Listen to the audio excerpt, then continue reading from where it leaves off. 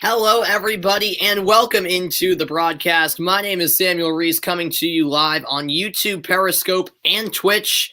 And it's a night where two Boston sports teams are in action, so I decided to call both. The Boston Bruins taking on the Buffalo Sabres currently in Buffalo, New York, late first period. And I'll also be covering the Toronto Blue Jays against the Boston Red Sox. That's at Fenway Park.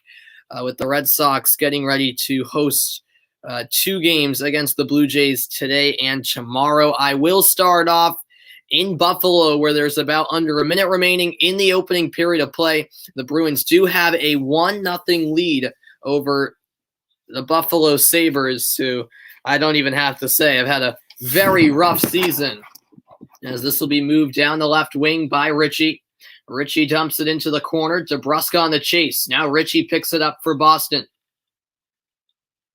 Battle for the loose puck. It's flipped in the neutral zone. Lauzon dumps it back the other way. And back to retrieve it is Colin Miller of Buffalo. 10 seconds to go in the period. Ristolainen lays it off. Now it's taken into the offensive zone, and Rask denies Dahlin, as that will run out the clock here in the opening period of play. So after 20 minutes in Buffalo, it's the Boston Bruins leading the Buffalo Sabres 1-0 in the first of 3 games in a row between these two teams. Rask with a solid showing in the opening period of play, and it looks like they might put a second back on the clock, so maybe we're not quite at the intermission yet.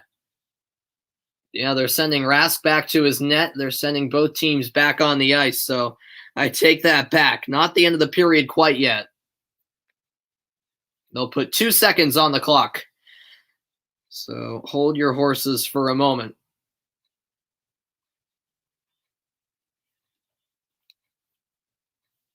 The face-off here will be to the left of Tuukka Rask. The Sabres looking to get a quick shot on goal. We'll see what they can do. It's Reinhart in the draw, and now they're going to review this just to make sure they've got it right. All right, they'll adjust it one last time. 1.7 seconds. Face-off won by Buffalo. The shot fired wide by Asplund, and that will do it for the opening period of play. 1-0 Bruins lead now. It's the end of the first period, and Boston have the edge as they reach the first intermission.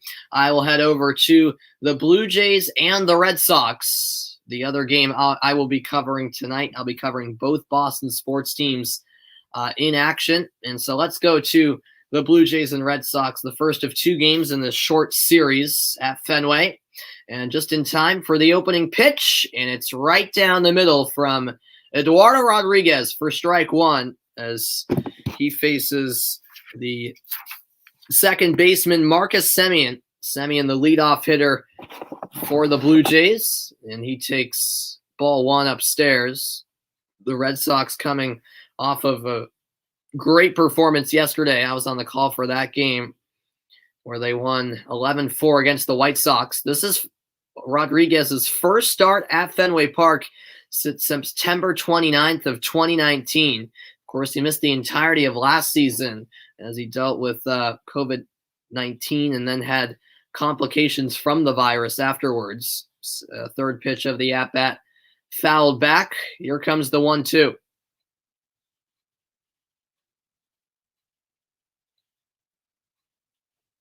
That takes a couple hops. In on it is Bogarts. The throw to first in time for out number 1.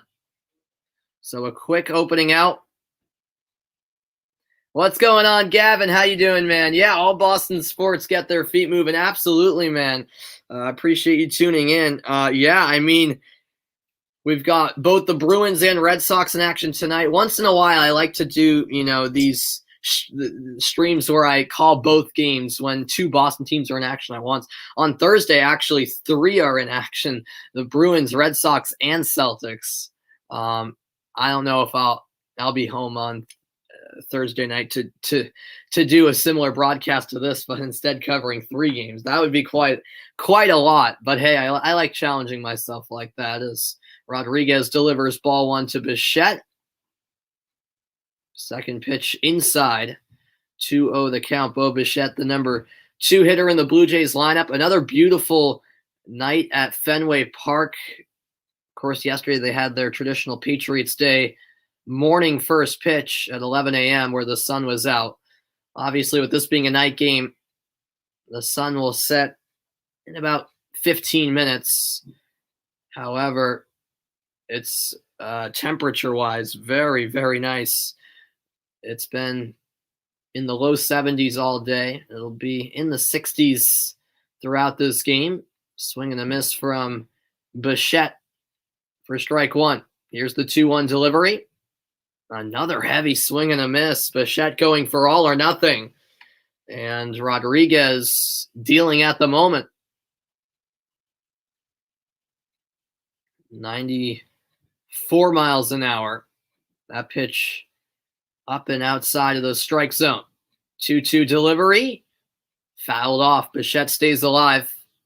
Top of the first inning just underway between the Blue Jays and the Red Sox. The Bruins and Sabres currently at the first intermission. 1-0 Bruins lead.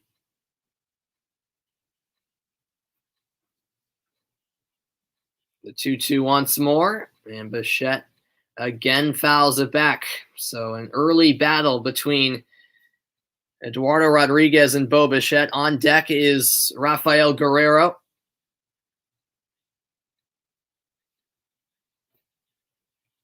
This Toronto team, perhaps a bit under the radar. They've had an all right start to the season, but they could certainly be a threat in the AL East as that pitch is in the dirt. First full count of the game. Rodriguez in Wednesday's win against the Twins pitched 5 innings, just allowing 5 hits and 1 earned run. It's a very solid afternoon from Erod. Here's the 3-2. In there for strike 3. He got him on the inside corner. And Bichette goes down looking. The first strikeout of the night. Eduardo Rodriguez with the full count delivers 2 away in the top of the first inning.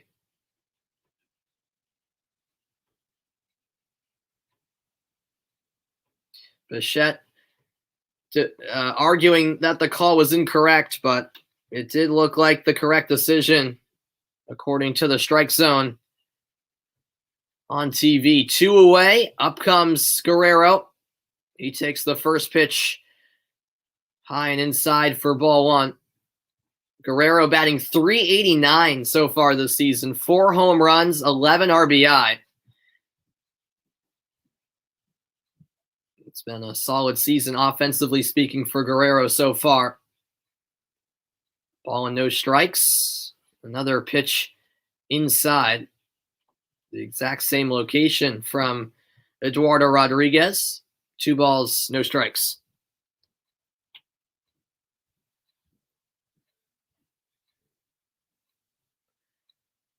Yeah, Guerrero, these last few games, batting .436. He's been hot lately. As this pitch is low. So 3 balls, no strikes. Rodriguez down in the count. Guerrero looking to be the first one on base tonight.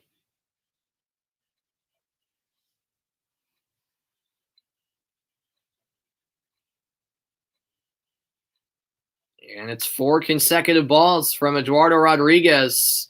Guerrero never had to swing. He takes his base. First walk of the game, and that will bring up Grichuk. Appreciate you guys tuning in tonight. Much appreciated as always. So here's Randall Grichuk, .283 batting average. He has 1 home run, 10 RBI so far this season, with Guerrero on base for Toronto.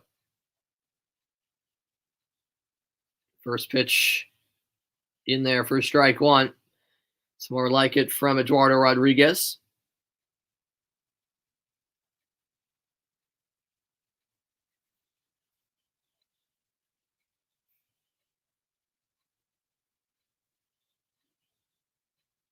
Here comes the 0-1. Swung on and missed. A high fastball. No balls, 2 strikes as Rodriguez will look to retire the side here.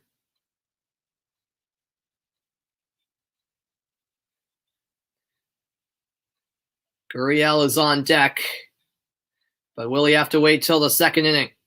The crowd at Fenway making some noise. The 0-2 pitch, fouled off, straight back by Grichuk.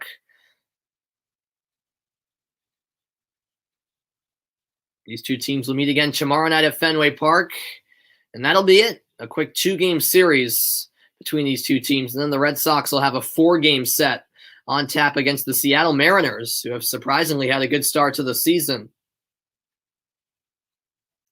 Once again, an 0-2 pitch. That's driven to the left side off the hop. Bogarts is there. The underhand throw to Arroyo ends the top half of the first inning. 0-0 between the Red Sox and the Blue Jays.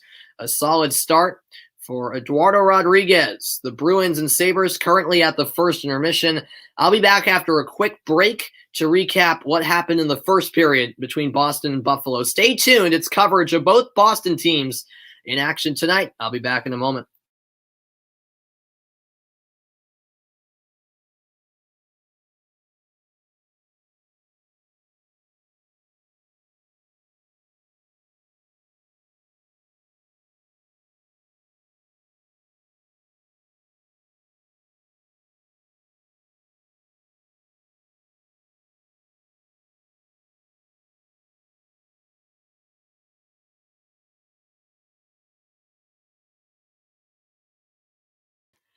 All right, welcome back into the broadcast, everybody. Hope you're enjoying coverage so far of both the Bruins and Red Sox on a rather busy night in Boston sports action with 2 of Boston's teams playing on this Tuesday evening. Appreciate you guys tuning in. The Bruins and the Sabres facing off in Buffalo. Boston with a 1-0 lead. The shot's even at 9-9. Boston with the edge and hit 7-3. Buffalo went 0 for 1 on the power play. Boston yet to go on the power play so far. And then the faceoffs won heavily in favor of the Bruins 9-4. What's going on, Eason? Welcome in over on Twitch. I'm doing great. As a big Boston sports fan, I always enjoy nights where, more than one team is in action. And tonight we've got that with both the Bruins and Red Sox playing. Bruins on the road, the Red Sox at home, and hopefully both of them can get wins. The Bruins off to a good start after one period, and the Red Sox game just got underway. Matthias Samuelsson for the Sabres had 6 shifts in that first period. One of the more veteran players for the Sabres team. Obviously, it's been a very rough season for Buffalo, and that's why it's hugely important that the Bruins take care of business in these 3 games against the Sabres. They play Buffalo tonight, Thursday, and Friday. So if they can get a maximum 6 points out of those 3 games, that should be the expectation and would be big for Boston down the stretch here as we get towards the crunch time of the regular season with the playoffs just around the corner. Believe it or not, the playoffs are just a month away. So, what do we have here, Eason? Oh, really? You're a Bruins fan, but you do support the Blue Jays. So you're getting the best of both worlds. Yeah, that's all right, man. I welcome you to the broadcast, no matter who you support. At least you're a Bruins fan. At least you're half on my side. Yeah, I'm a big Boston sports fan. So it's because I'm from Boston. So the Bruins, Red Sox, Celtics, Patriots, and Revolution. Those are my teams. But yeah, I appreciate you tuning in nonetheless. Tuukka Rask has historically had some pretty big saves against the Buffalo Sabres, actually, going back, in the last few years. And actually tonight, he's made a couple of big stops because the Sabres could easily have a goal by now based on how that first period played out. As I mentioned, both teams had 9 shots.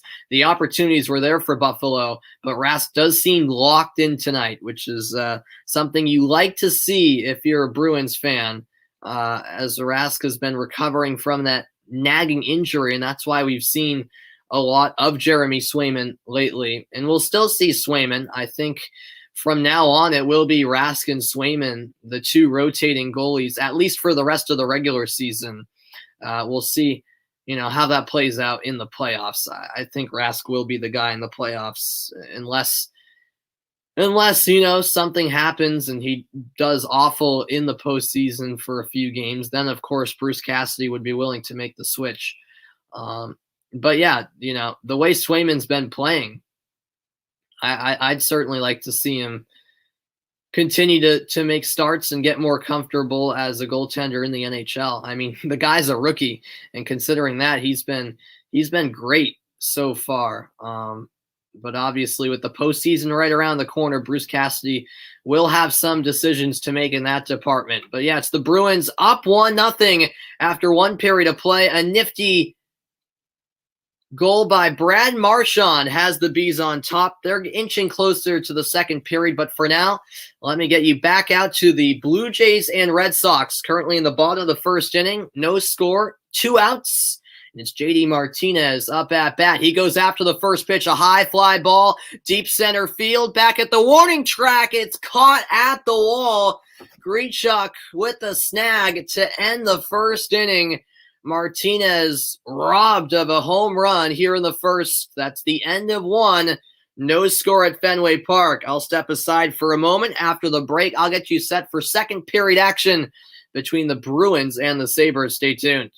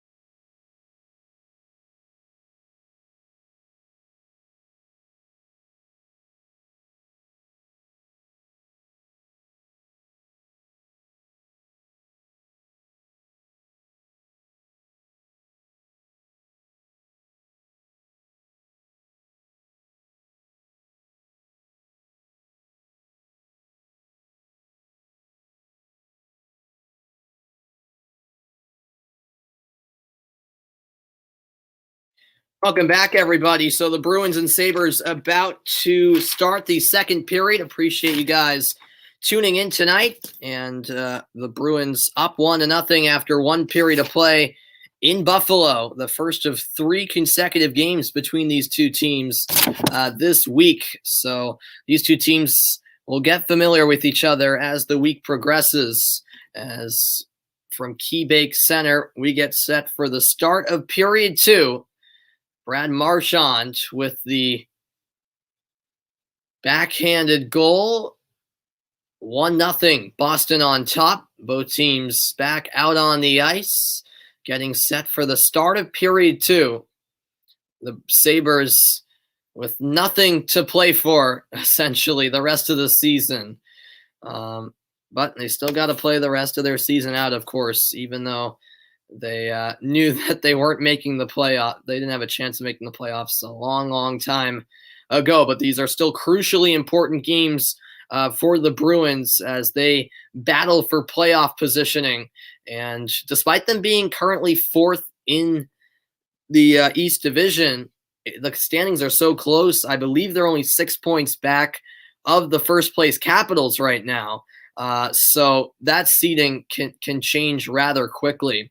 How about the partnership of Bergeron and Marchand? They factored on 29 shorthanded regular season goals. That's 3rd all-time behind Wayne Gretzky and Jari Kurri, who had 41, and Don Lucy and Craig Ramsey, who had 31. That's since 1933 and 34 when goals by that type were officially tracked. So Bergeron, Marchand, quite the duo when it comes to shorthanded goals. And they delivered once again shorthanded. Those two linking up. The first line of Boston seems to produce every night they play. And we'll see if that continues to be the case. Here in period 2, off we go. The puck is dropped. The Bruins win the faceoff. A 1-0 lead for Boston as the second period is underway. Krejci sends it in deep, and that will go down for an icing. The shots on goal, 9-9. Marchand notched his 24th goal of the season. Pastrnak and Riley, each with the assists.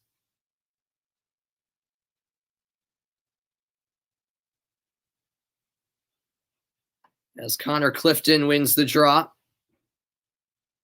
Now it's sent ahead for Taylor Hall, facing off against his former team, Buffalo. Around the boards, it's Craig Smith. The Sabres can't clear. Now it's sent down low. Shot fired across the goal crease. Now it's won in the far side by Craig Smith. Blocked off momentarily by Reinhart. Now on the right wing, it's Krejci. Krejci cycles it to the left point.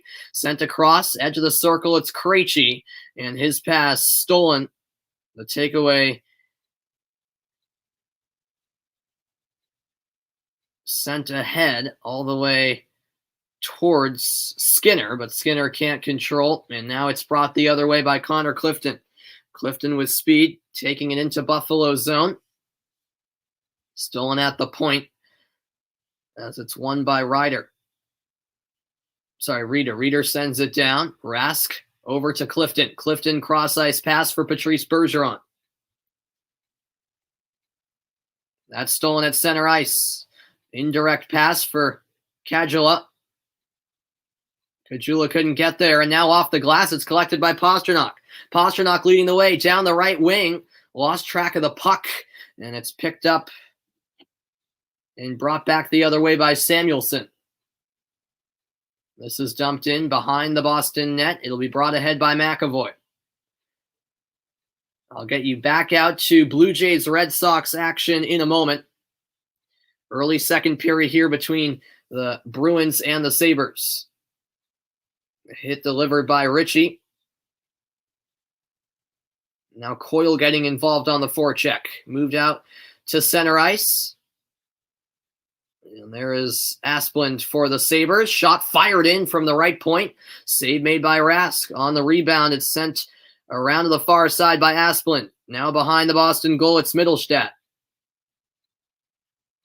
And taking it away for Boston was Jeremy Lauzon. That's fired off the end boards, just wide of the Buffalo goal.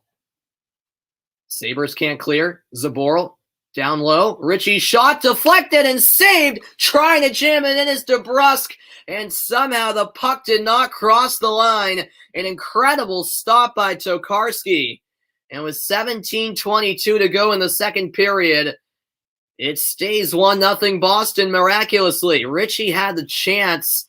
It hit off the post, and then sprawling out was Tokarski. And it's deflected as he made the stop What a save by the Sabres goaltender. Same.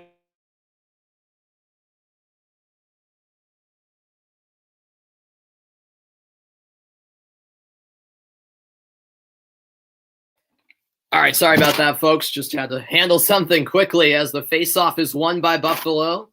Shot fired wide. Now a battle for the puck. Wagner sends the puck to the end boards to Curtis Lazar. A drive from Clifton. The puck loose. Did it go in?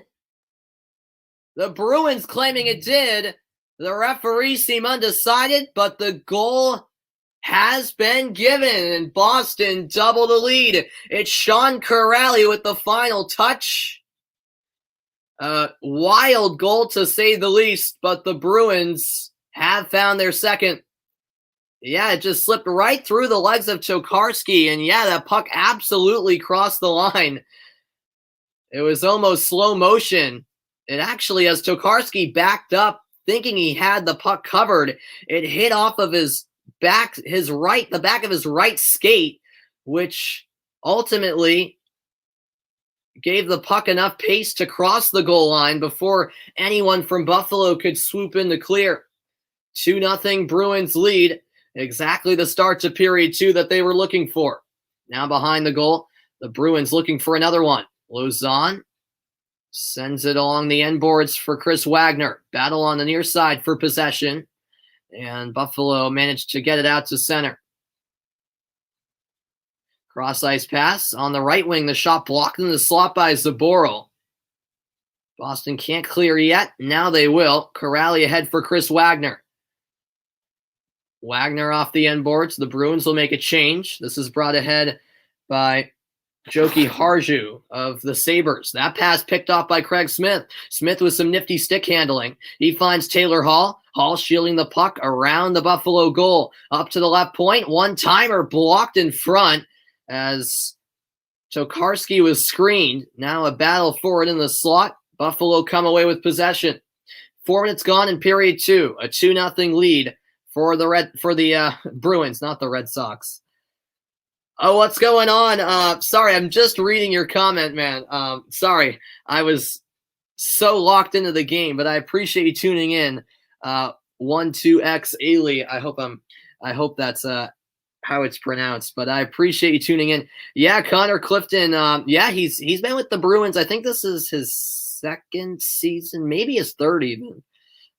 Yeah. I should really be a sportscaster. Yeah, that's what I want to become, man. That's what I want to become. I want to become a professional sportscaster. Just try to get as much practice as I can get because I enjoy doing it too. Here's Pasternak. He finds Bergeron, who holds at the line. Bergeron dumps it in. And there is Tokarski, the Sabres netminder.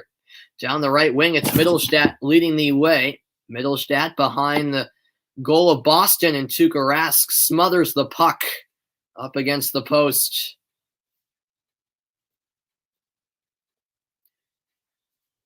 David Krejci is in the midst of a 4-game point streak currently. In that span, 3 goals, 2 assists, and a +4 rating. So Krejci has been hot as of late. That second line, that reinvented second line, him, Smith, and Hall, really seems to be working out. At least right now it is. Here is Lauzon for the Bruins. Just over 5 minutes gone in period 2. I'll get back over to the Red Sox game in a moment. Here's Ristolainen for Buffalo. He can't clear. Shot from the left wing. Save made on the rebound. Zaboral finds Smith. Another stop, this time by the right shoulder of Tokarski. Buffalo can't clear. A scrum on the far side. The puck loose, and now it's sent out of the zone by the Sabres.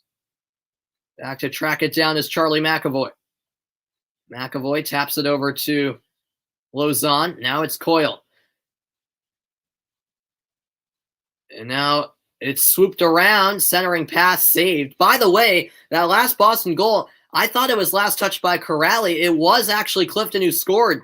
So I originally said it was Clifton with the shot. I thought Corrali tapped it in, but he did not. Corrali actually was one of the players with the assists on that goal. He and Lazar had the assists, and Clifton scored his first goal of the season for the Boston Bruins. That's stolen by the Sabres, and extended sticks clears it away from danger by Rask as he denied Buffalo of their first goal. Now a shot from the high slot, fired wide of the goal, and that will cram up and out of play. 13:15 to go in period 2. It's the Bruins 2, the Sabres nothing at KeyBank Center in Buffalo, New York. All right, let's get back over to the Red Sox game. So far, so good for the Bruins. The Red Sox currently in commercial break, so I'll step aside momentarily. But when I come back, it's out to Fenway Park, where the Red Sox are taking on the Blue Jays.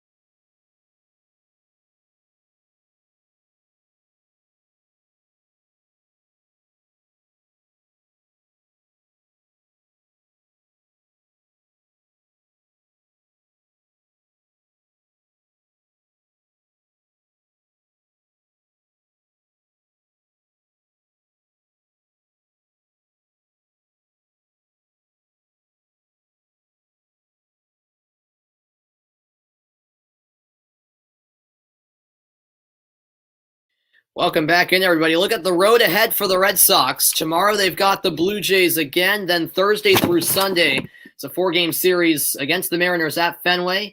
Then next week on the 27th and 28th, they're at the Mets. And then from the 29th to May 2nd, they will be at the Texas Rangers. The sun sets on a beautiful night in Boston, Massachusetts at Fenway Park. We head to inning number 3. No score between the Red Sox and the Blue Jays. Alejandro Kirk, the designated hitter, will lead off the inning. A 160 batting average this season with 1 home run and 3 RBI.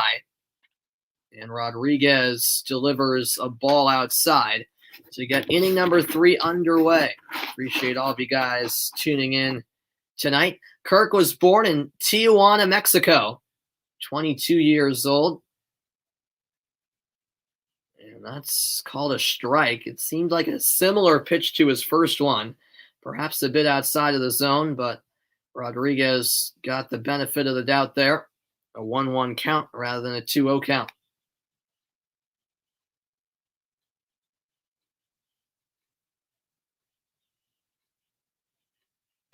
And that pitch a little low for ball 2. That was closer to a strike than the last pitch. The 2-1 driven to the right side, but a diving catch made by Bobby Dahlbeck. What a snag by the first baseman. 1 away here in the 3rd. A line drive from Kirk, but Dahlbeck on his toes, able to quickly react. And this will now bring up the catcher, Jansen. He's the cleanup hitter in Toronto's lineup. First pitch right down the middle for strike 1. Danny Jansen, just 2 for 28. He's had a really rough season so far, offensively speaking. A half swing for strike 2. He didn't seem too convinced, Jansen, that he wanted to attack that pitch. Still did so. Down 0-2 in the count.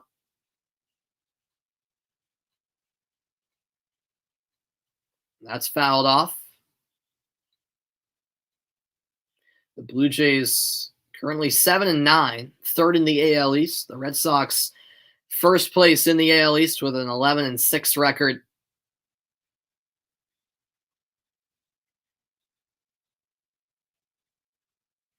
Here comes the 0-2 from Rodriguez.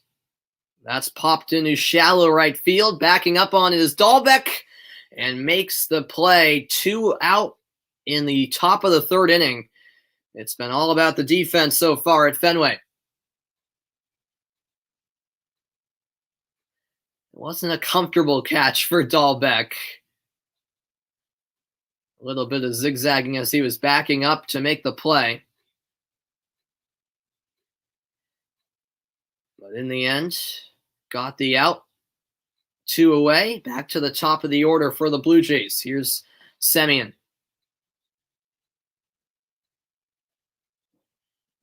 That's going to be strike one. Well, we're already seeing so far early in this game that it's a pretty wide strike zone for the home plate umpire tonight. Marcus Semien 0 for 1. He grounded out first time up. That fastball swung on and missed. 0-2 the count as Erod is getting into a rhythm for the Boston Red Sox.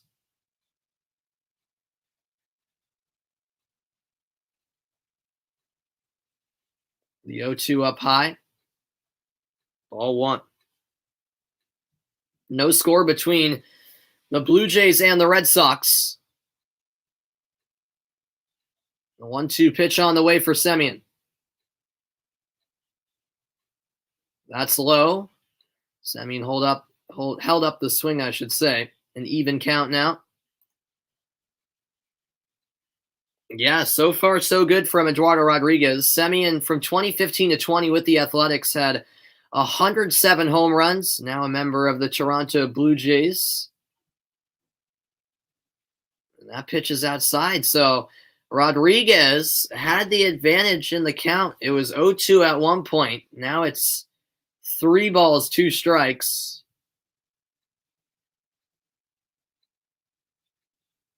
Although that pitch has been called a strike, earlier in the at-bat. And there is strike 3. It wasn't handled smoothly by Vasquez, but a strike nonetheless. Semien disagrees. Middle of the third. Eduardo Rodriguez rolling right now. No score at Fenway Park. The Bruins Sabres also in a commercial break currently. So I'll step aside for about 30 seconds. When I return, it's back out to Buffalo, where the Bruins have the lead over the Sabres. Stay tuned.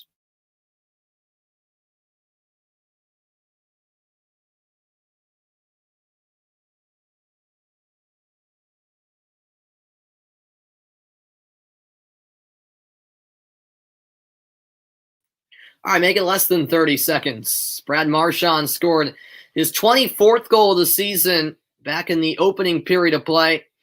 A nice job by Marchand off the rebound, quickly moving it onto his backhand and lifting it over the pad of Tokarski. That opened up the scoring. And then here in the second period, Connor Clifton would score his first goal of the season to make it 2-0 in favor of the Bruins. So far, so good for Boston. About midway through period number 2, a little over midway through period number 2. Appreciate you guys tuning in. I like to do these type of broadcasts once in a while where I cut when there's more than one Boston sports team in action on a given night, and I cover both of them. Face-off coming at center ice. The shots on goal, 14-10 Boston. They've really turned it on here in the second, just past the midway point of this game. Pastrnak with the pressure on Dahlin.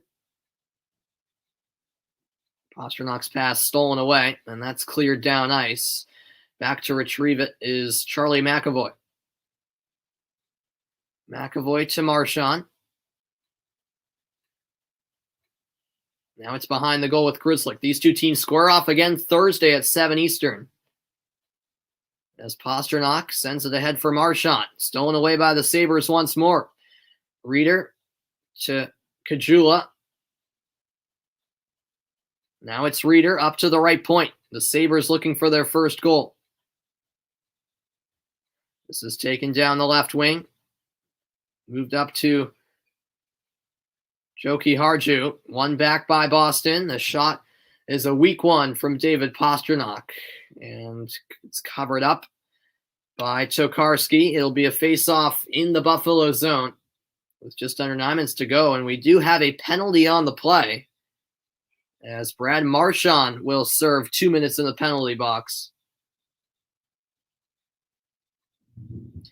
I'd like to see it again, because in real time, it was definitely off the puck where this penalty occurred.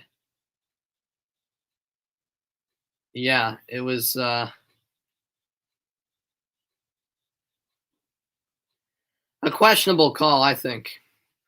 He was called for elbowing, so a power play opportunity here for Buffalo. And since there was a penalty there, the faceoff will come in the Boston zone instead of the Buffalo zone. Sabres win the draw. They're 0 for 1 on the power play tonight with one shot. Here in the right circle, it's held up. Now sent to the high slot. Here is a shot. Rebound loose. The one-timer deflected out of play. In the end, the opportunity came about for Olofsson. Just 19 seconds into the Buffalo power play, but the Sabres wasting no time creating chances. Yeah, Olofsson's shot deflected off the arm, it looked like, of Chris Wagner and out of play, as Wagner got in the way of that effort. Face off to the left of Rask.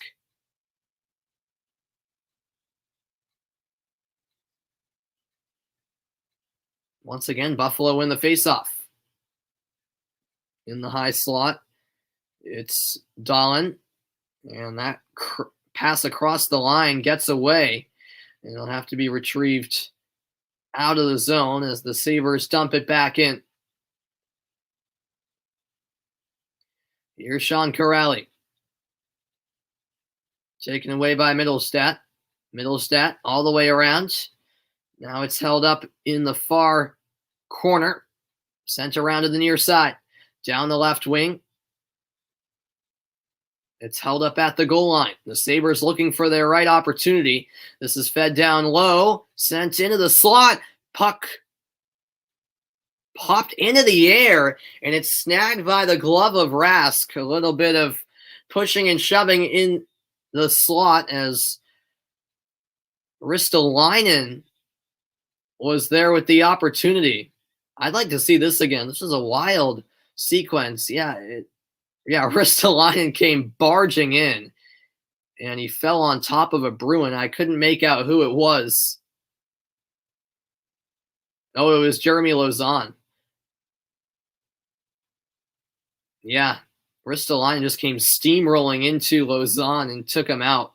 And that's why the extracurricular activity took place afterwards. And Ristolainen will go to the box for that act. So he's called for roughing.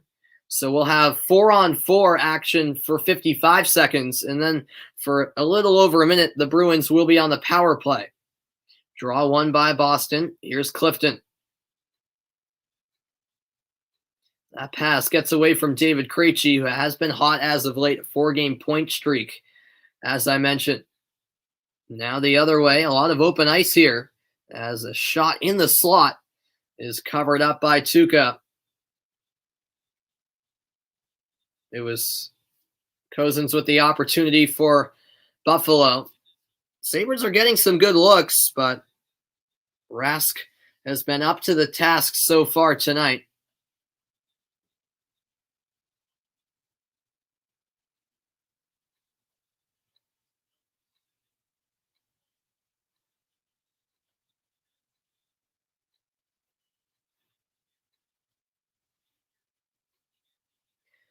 The draw one by Boston. Here's Connor Clifton. Clifton finds Jake DeBrusk. Here's Mike Riley around for Krejci. 20 seconds left on the 4-on-4. Then it'll be Boston to the power play for a hair over a minute. On the far side, it's Cozens. He gets it back from Joki Harju. And that will be an offside call as Cousins exited the zone and then re-entered.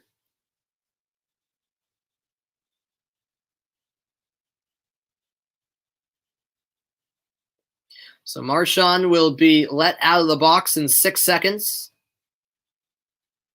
Face-off coming on the near side in the neutral zone. Pastrnak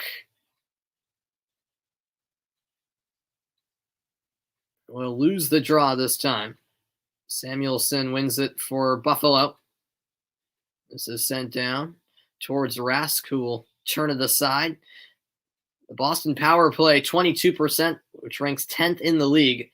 And Marchand is out of the box. Ristolainen in the box for a minute longer.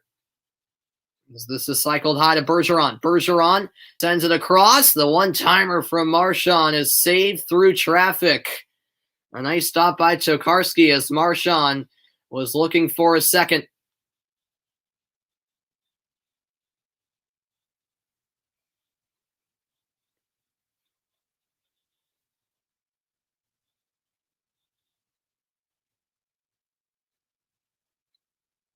Face-off will come to the right of Tokarski. Still 43 seconds left on this Boston power play. Puck comes loose on the right wing. Grzelcyk picks it up. Marchand back to Grzelcyk. Grzelcyk gets the return pass from Bergeron. Grzelcyk holding at the edge of the circle. Now into the high slot, it's Marchand. Sets up Grzelcyk, whose one-timer is fired wide. Or no, rather it was Pastrnak with a chance. Grzelcyk collects the rebound into the high slot. Back over to Pastrnak, who feeds it out in front. Save made by Tokarski. Back with Pastrnak. Grzelcyk to Pastrnak. 12 seconds left on the power play. It's Grzelcyk once more to Marchand. Bergeron misfired. The Bruins keep possession. Ritchie to Marchand. Back down low to the goal line. The power play has expired. Out of the box is Ristolainen. And Ristolainen, fresh out of the box, comes away with a steal on the pass to Grzelcyk. And here comes Ristolainen down the right wing. Short side save made by Tuukka Rask. Wow, Ristolainen from straight out of the box. Having an opportunity at the other end, but Rask says no. The Bruins with a 2-0 lead, 5:39 left in period 2. All right, let's head back over to the Red Sox Blue Jays. Toronto actually have taken the lead over at Fenway. It's a 1-0 ball game, top of the 4th inning. Bo Bichette actually just hit a solo home run to put Toronto on top. So not the start up to the 4th inning that Eduardo Rodriguez is looking for. He's had 46 pitches so far. It's now Rafael Guerrero at the plate. The Blue Jays by 1. And Rodriguez delivers strike 1. 2-1 the count. Vladimir Guerrero Jr., he was walked in the 1st inning. He's been red hot as of late. And just so far this season, he's been hitting quite well. As the 2-1 pitch is swung on and missed. So Erod right back in the count. Appreciate you guys tuning in to tonight's broadcast.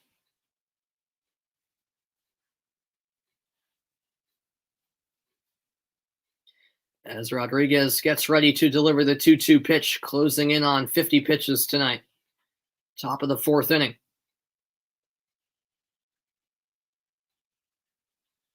That swung on, a drive to right field, right to Hunter Renfroe for out number 1. So that will bring up Grichuk, the center fielder for Toronto. He's 0 for 1, grounded into a fielder's choice in the 1st inning.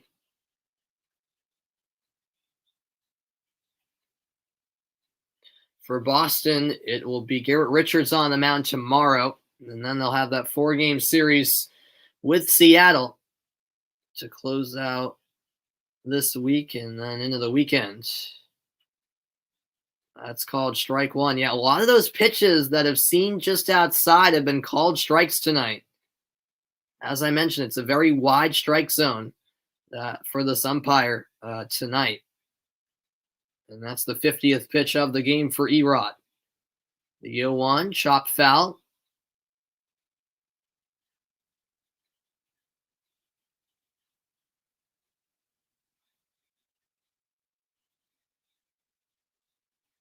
This is the first opponent in the AL East that the Red Sox have faced other than the Orioles.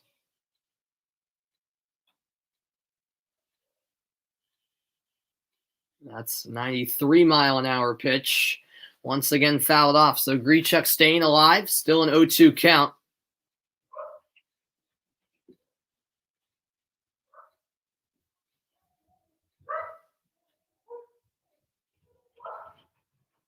Here comes the pitch from Rodriguez again. And that's low for ball one.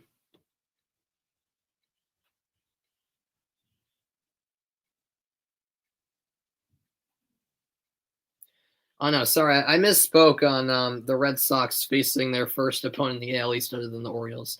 I completely forgot about that Rays series, so scratch that out. They did face Tampa. My apologies. So, yeah, so after this, they'll just the Yankees will be the only team in their division that they haven't faced yet, and they don't face the New York Yankees until June, which is really wild. As the 1-2 is fouled off. Another fastball from Rodriguez.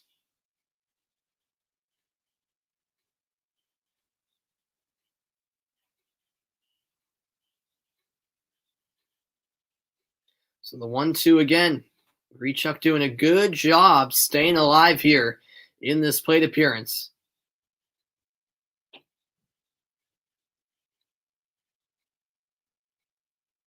Time called for by Christian Vasquez, who's doing the catching tonight. The other catcher for Boston, Kevin Plawecki, is actually the DH for this one because Martinez is playing in left. An off night for Alex Verdugo, as that's fouled off again by Grichuk.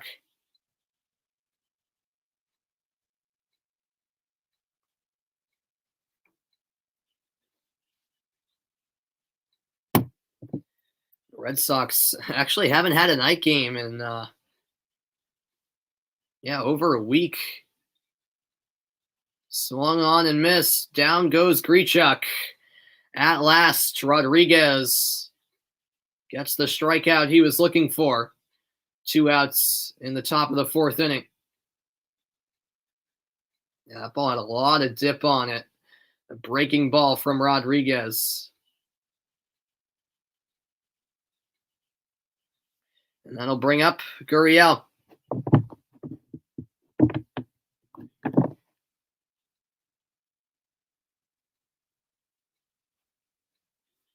First pitch upstairs.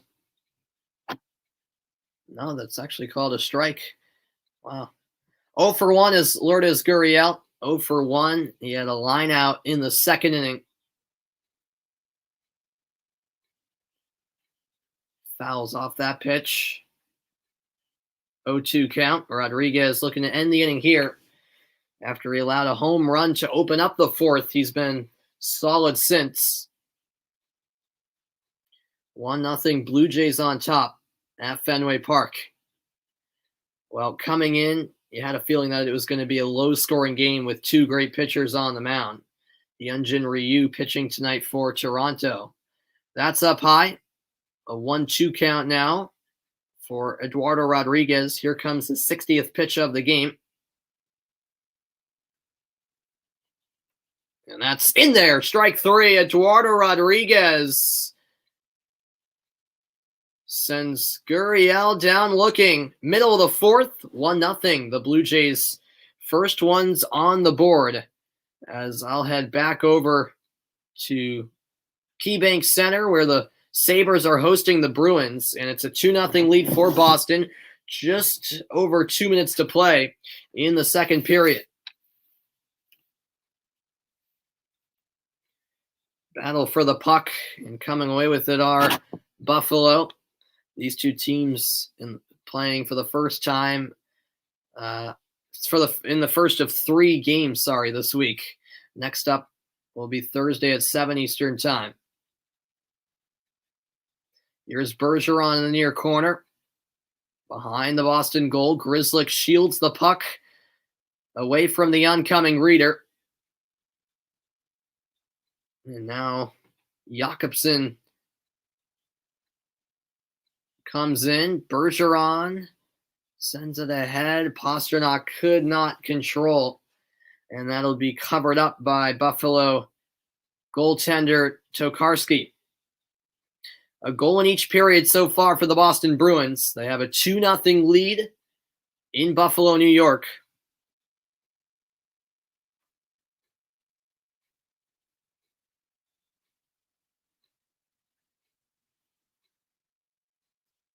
This draw will be to the left of Tokarski. Time winding down, and period 2, 95 seconds left. Face-off won by Buffalo. Dahlin there. Now it's sent down all the way to Charlie McAvoy in the Boston zone. McAvoy's pass all the way for icing.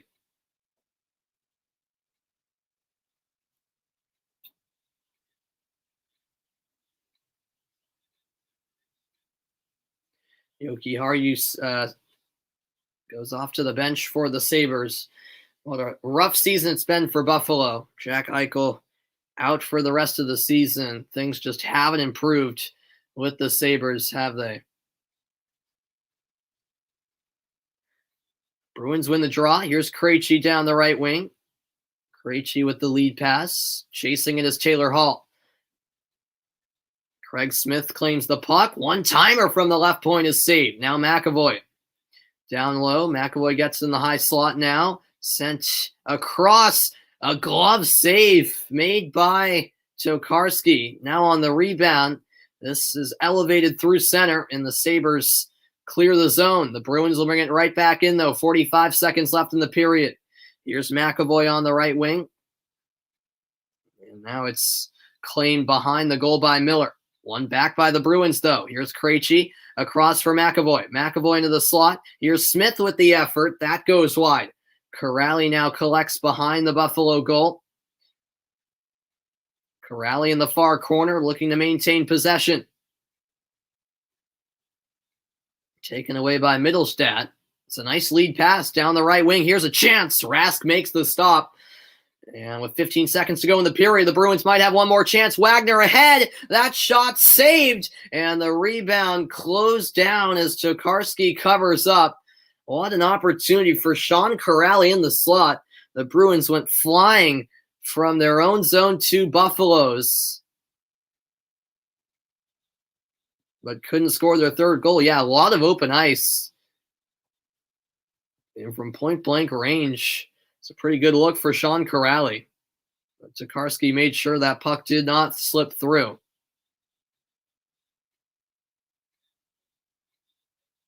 .4 seconds left in the period.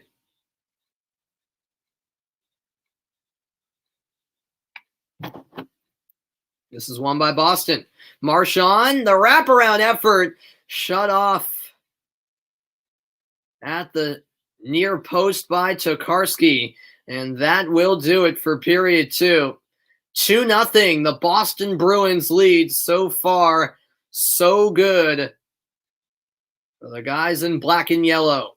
Still one more period to come.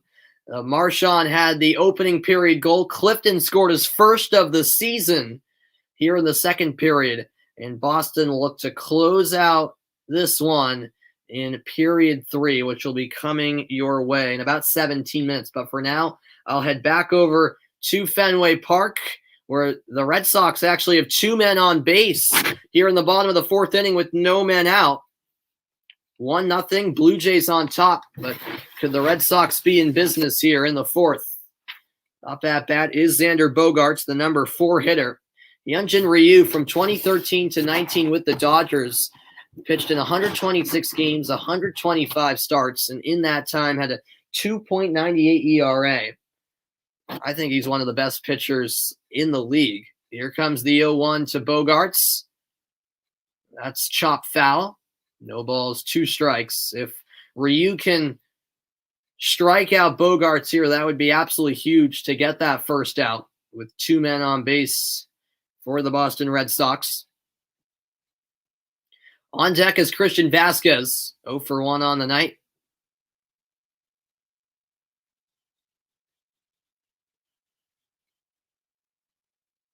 The lefty Ryu ready to deliver his 36th pitch of the night. He has kept his pitch count low up until this point. Arroyo and Martinez on base. That 85-mile-an-hour pitch outside the zone for ball 1.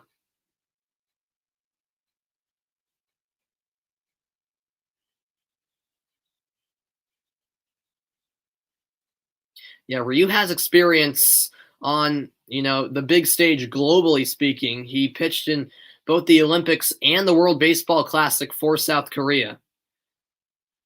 So he's used to big games, outside of the U.S. internationally speaking, as this ball's smoked to deep left field. Forget about it. She is gone into the Green Monster seats. It's a 3-run shot from Xander Bogaerts, and the Red Sox are on the board, and they take the lead.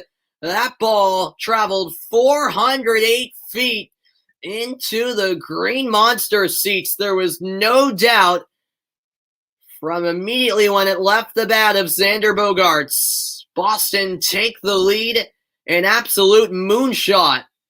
Hyunjin Ryu, after a seamless first 3 innings, shaken up here in the 4th. A fastball that Bogaerts was all over. And the Red Sox have a 2-run lead just like that. A lucky fan getting that ball up in the Green Monster seats. And so that clears the bases. Xander Bogaerts gets his joyride in the shopping cart through the dugout. The Red Sox celebrate, and the offense coming alive here in inning number 4. Christian Vasquez now at the plate. Still no outs here in inning number 4.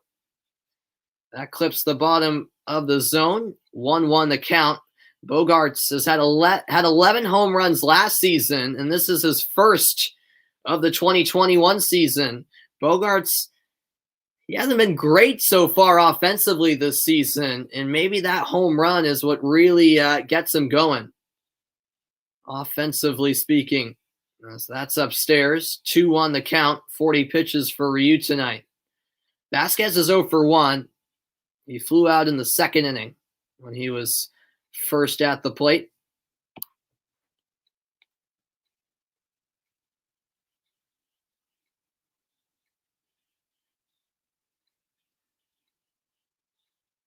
The Red Sox, with that home run, tied for first in the American League in home runs with the Cleveland Indians.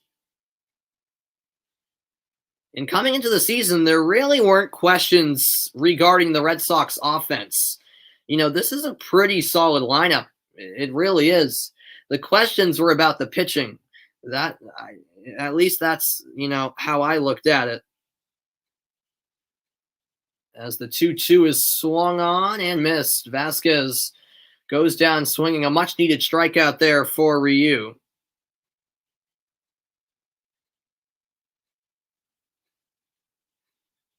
And so 1 away here in the bottom of the 4th. Yeah, it was a curveball that just dipped at the last second. Pitch didn't even make it to the plate. Vasquez still swung at it. And that'll bring up the 6-hitter, Marwin Gonzalez. Gonzalez is at third base tonight. He can really play anywhere, Marwin Gonzalez. Depends what night it is as he takes strike 1. He's 0 for 1, popped out in inning number 2. 3-1, Red Sox on top.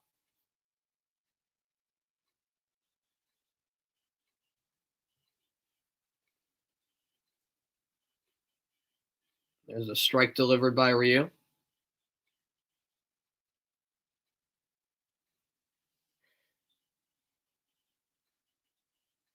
Yeah, some of the Red Sox players and Alex Cora, the manager, got the COVID-19 vaccine yesterday. More will be getting it tomorrow. Yeah, so after yesterday's game, a number of the that's when a number of Red Sox players got the vaccine.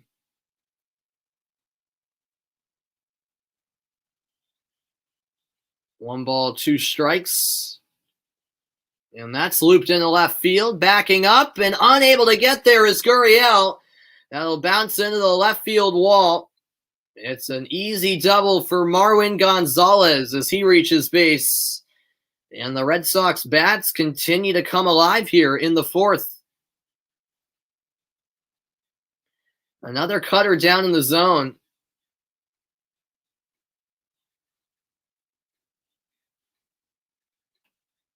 Nicely done by Gonzalez. That's a really solid hit. She had a lot of distance on it, too. That was sent to deep left field, just out of the reach of Gurriel. And so up comes Hunter Renfroe.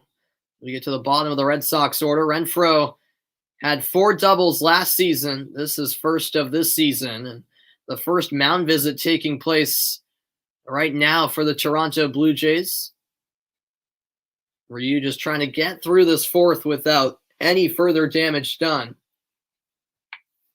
We shall see if he's able to do that.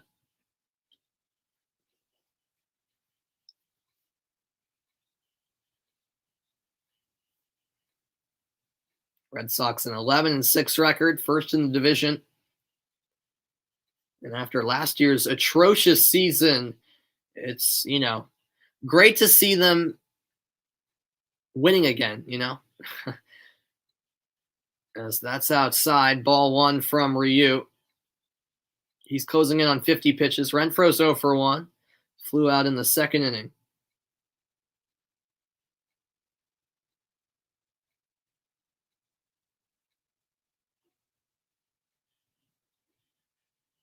Here comes the 1-0, an opportunity to add on to the 3 runs already scored this inning. Renfroe fouls it off.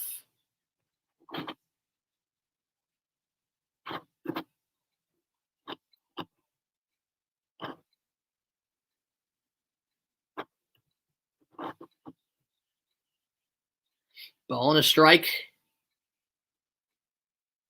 Ryu locked in, takes a glance at second where Gonzalez is. And that's swung on and missed. Strike 2. Delivered by Ryu. That was a nicely placed pitch. That moved down in the zone at the last second, outside part of the plate. And now here comes the 1-2.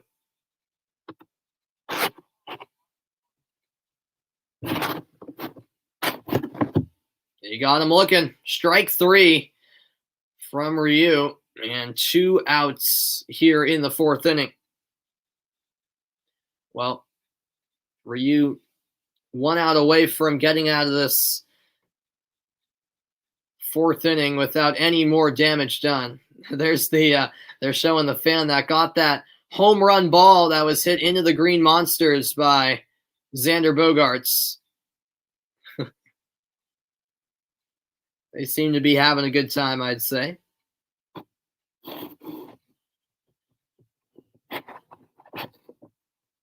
That pitch is called a strike.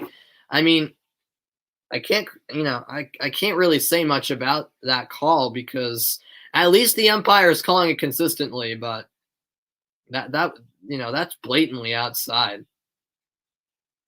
0-1 the count nonetheless to Bobby Dahlbeck. Dahlbeck was the number 9 hitter yesterday. He's the number 8 hitter today as this is driven to deep center field back at the warning track, and it's over the head of Grichuk. That drops down. Gonzalez rounding third is in to score, and it'll be a triple for Bobby Dahlbeck as he salutes the crowd and puts up another run on the board for Boston. It's the first triple of Bobby Dahlbeck's young career. A curveball right into the middle of the zone, and Dahlbeck was all over it. And he took off all the way for a triple, and Grichuk just couldn't keep up with it. That was hit to the deepest part of the ballpark. Deep center field. as Dahlbeck slid into third safely. And it's a 3-run Boston lead as they add on to what's been a very efficient fourth inning on offense. 2 outs, Dahlbeck on third, and more damage could be done as Kevin Plawecki, the DH tonight, steps up to the plate. You see strike one. 0 for 1 is Plawecki. He grounded into a double play last inning.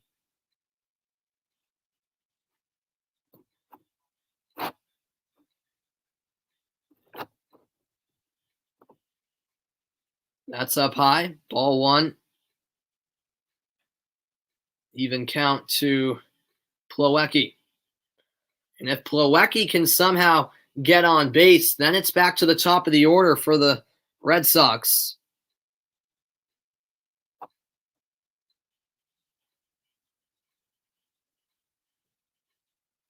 The 1-1 is hit to the left side. A grounder dealt with by Espinal. The throw to first ends the inning. However, the Red Sox put 4 runs on the board. It's a 4-1 lead for Boston. Meanwhile, the Bruins and Sabres currently in the second intermission. Appreciate you guys tuning in for coverage of both Boston teams in action tonight. Bruins up by a score of 2-0. Marchand had the opening goal in the first period, and then Clifton scored his first of the season in the second period. And really throughout this game, the Bruins have looked to be in control. They really have. Yes, the Sabres have had some chances, but not many convincing ones, really. And the Boston Bruins, ever since scoring that first period goal, have seemed in control. Of course, it would have been a different story if Buffalo could have gotten one by Rask, especially in that first period. But Rask has been solid. Buffalo haven't tested him a whole lot. I mean, Rask has made a number of saves. Hasn't been really forced to make any spectacular saves, although he did have some pretty nice ones in the first period. But particularly in the second period, it was really the Bruins who had the edge throughout. The Sabres had a difficult time keeping control of the puck. Although Boston have no power play goals, they did have some chances on that power play after Ristolainen was called for a roughing penalty. And David Krejci, who has been hot as of late, 4-game point streak, tonight has won 6 faceoffs in 13 shifts, about 11 minutes on ice. No goal or assist yet. We'll see if he can get one in the third to continue that, or extend, I should say, that point streak that he has going right now. Tobias Ryder, meanwhile, has been all right tonight for Buffalo, but no one really shining for the Sabres as they've been shut out through 2 periods. The third period is coming up next after the break, though. I'll get back out to Fenway for more Blue Jays Red Sox action. It's a 4-1 lead for Boston. I'll step aside for a quick moment, though.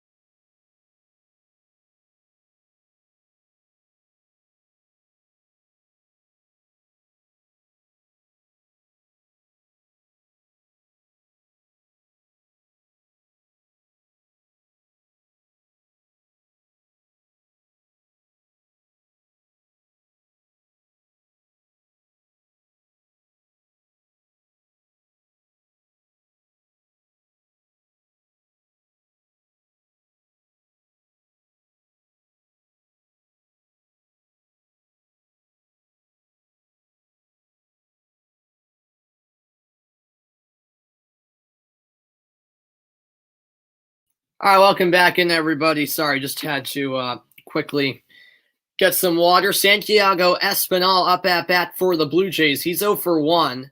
The Red Sox quickly recorded the first out of the inning as They have a 4-1 lead. This sent down the third base line. Gonzalez is there. The throw to Dahlbeck is in time for out number 2.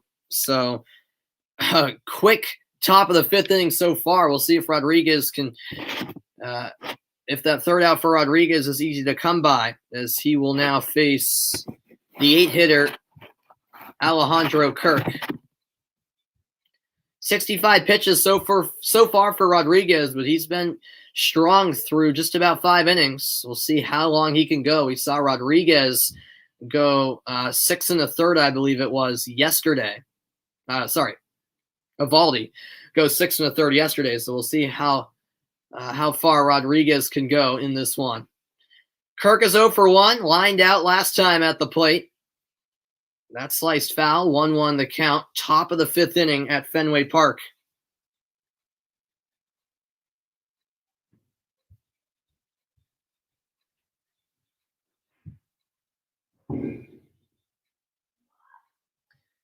One pitch. Another foul ball. A lot of fastballs from Rodriguez. The Toronto offense, other than that home run by Bichette, has been very quiet so far. That might have been the only hit of the game for Toronto. Another ball sliced foul by Kirk. The count remains 1-2. Yeah, very good games indeed. So far, so good for the Boston teams tonight. Absolutely. You love to see it. Danny Jansen is on deck for the Blue Jays.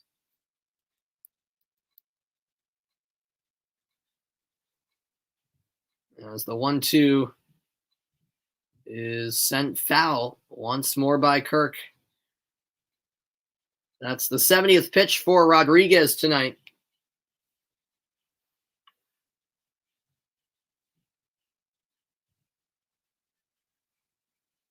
Yeah, Kirk is not the type of guy who likes to take a walk, and that's been evident in this at-bat. He likes to swing the bat. Another 1-2. Down he goes. The fastball up high.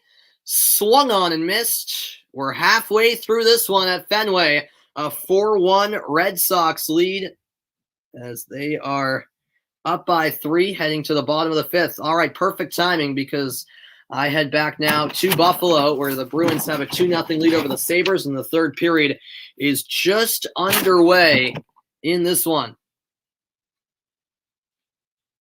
The Bruins going from left to right, or rather right to left, excuse me. The Sabres left to right. Hall was dancing his way through into the slot. Couldn't get a shot off in the end, facing his former team, of course. This puck cleared to center. There's Mike Riley.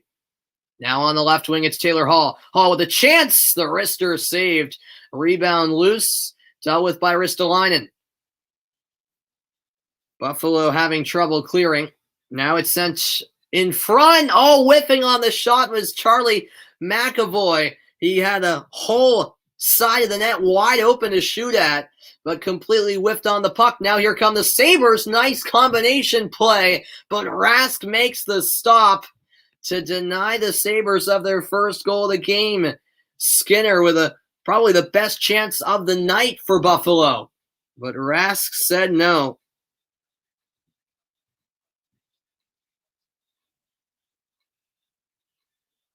Oh, going back to that McAvoy shot, he just got it all wrong. Went off his skate. Buffalo win the draw, but play is quickly halted. I'm not sure why there was a stoppage, because Dahlin was about to pull the trigger. And now I do know the reason for the stoppage. A penalty has been assessed to Buffalo.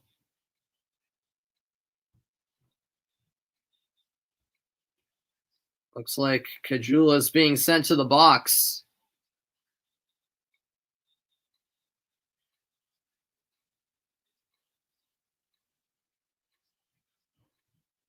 Yep, so Kajula has gone to the box. 2-minute power play for the Boston Bruins. They're 0 for 1 on the man advantage tonight. One shot for Boston on the power play. Marchand leaves it for the oncoming Pastrnak. Pastrnak gains the line, sent away at the line by the Sabres. If the Bruins can get a third, that would pretty much clinch the victory, you have to think. Now this is behind the Sabres goal. Marchand winding around. Has taking a spill there was Tokarski. Quickly got back up to his skates. In the high slot, it's Grzelcyk. Now sent down low. On the right wing, it's Marchand. Back across, it's Pastrnak. In the high slot, Grzelcyk once more. Here's the shot from the right circle. That goes just wide. Halfway through this Boston power play. Here's Pastrnak skating the goal line, coming in, but denied by Tokarski.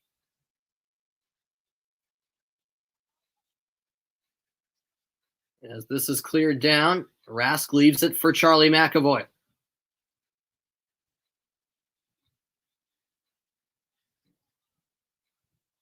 Oh, what a move. Craig Smith still going, feeds it in front. Hall's denied, and the Buffalo Sabres can't clear. Here's Krejci at the left point. Krejci finds Taylor Hall. Hall had his pass stolen. Buffalo clear, a deflected clearance off the stick of McAvoy. 15 seconds left on this Bruins power play.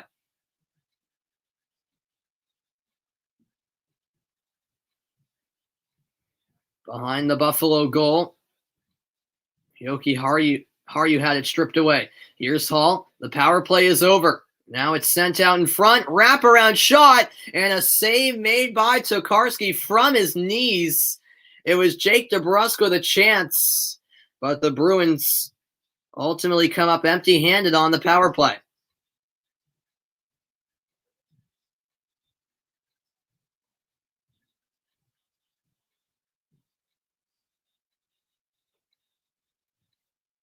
Wow.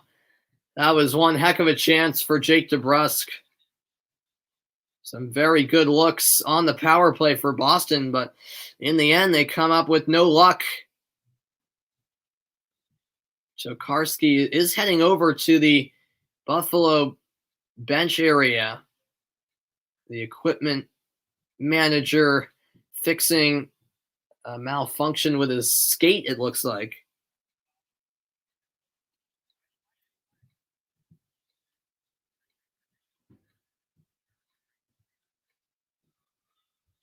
So Tokarski will have that figured out. Thanks everyone for being a part of tonight's broadcast as I cover both the Bruins and Red Sox. 16:50 to go in period 3, a 2-0 Boston lead. Both Boston teams leading. The Red Sox up 4-1 in their game. I'll get you back out to Fenway shortly. And taking a look at the Bruins schedule ahead, on Thursday they'll be on Thursday and Friday they'll be at Buffalo, and then they'll face Pittsburgh on Sunday.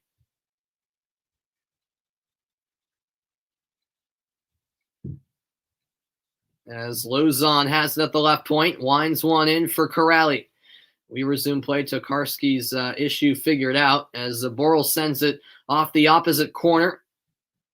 Now Corrali battling for the puck. Shot from the left point, deflected to the corner. And now Ristolainen holds for Buffalo. Ristolainen sends it ahead for Samuelsson. 2-0 Bruins lead. 16 minutes to play in regulation.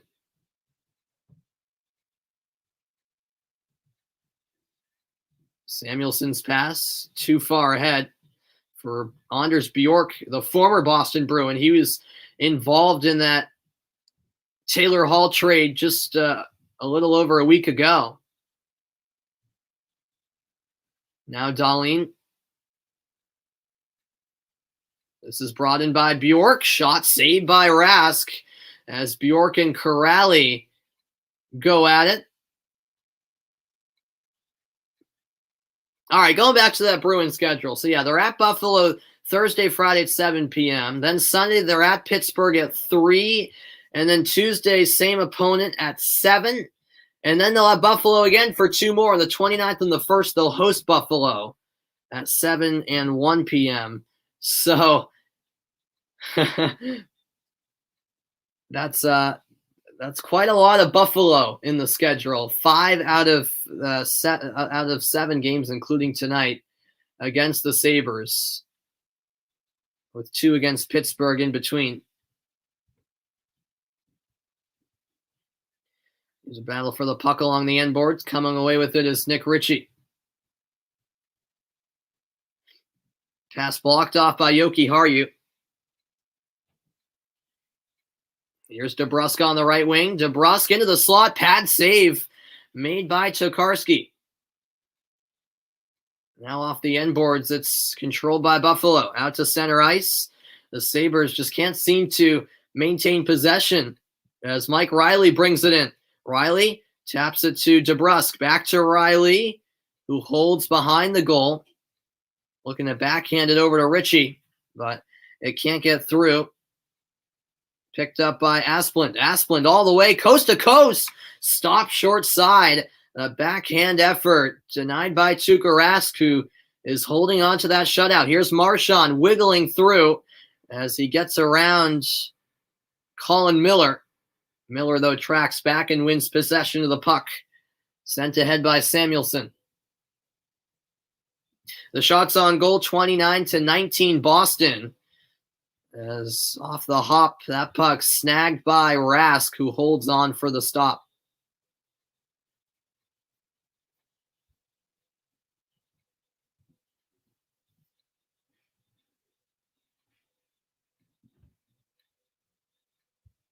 Cousins heading to the bench for Buffalo, 14-13 to go.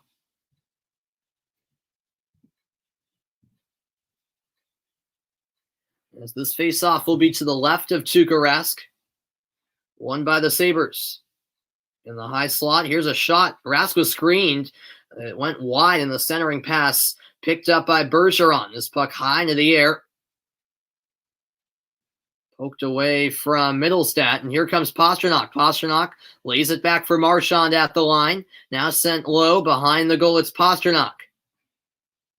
Pastrnak around. Great cross-ice feed. Set up to McAvoy. His one-time drive is stopped by Tokarski, and it remains 2-0 Boston. 13:45 to go in regulation. The Bruins with a 2-goal lead over the Sabres. All right, let's go back to Fenway. A 4-1 lead for the Red Sox. But once again, it's a inning with a promising inning. Xander Bogaerts, of course, the highlight of the night with that 3-run shot last inning into the Green Monsters. And when it comes to the most home runs by Red Sox shortstops, Rico Petrocelli leads that category. Bogaerts, though, 5th on that list. Nomar Garciaparra is 2nd. Here comes the 0-2 to Bogaerts. Fouls it straight back. There are 2 men on base for Boston. 1 out here in the bottom of the 5th inning.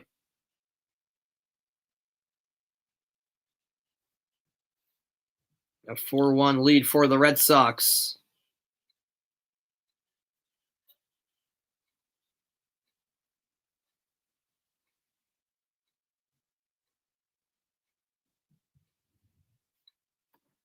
Another 0-2 pitch on the way. Ryu with a glance to second. And a check swing. Did he go? No, says the first base umpire. So ball 1 from Ryu. That was a breaking ball. It just dipped down too soon. But Bogaerts nearly swung. He just held up. Now comes the 1-2 pitch from Ryu.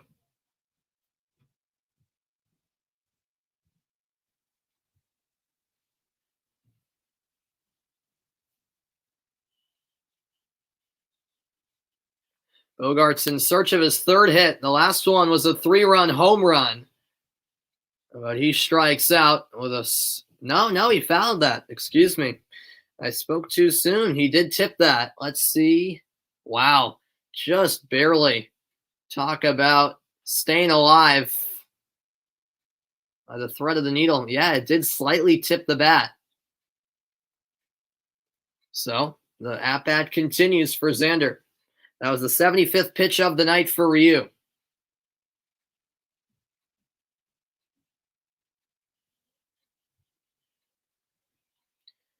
That's a roller to the shortstop, Bichette. Throw to second is in time. The throw to first late. So the Blue Jays get the second out. It's now runners on the corners as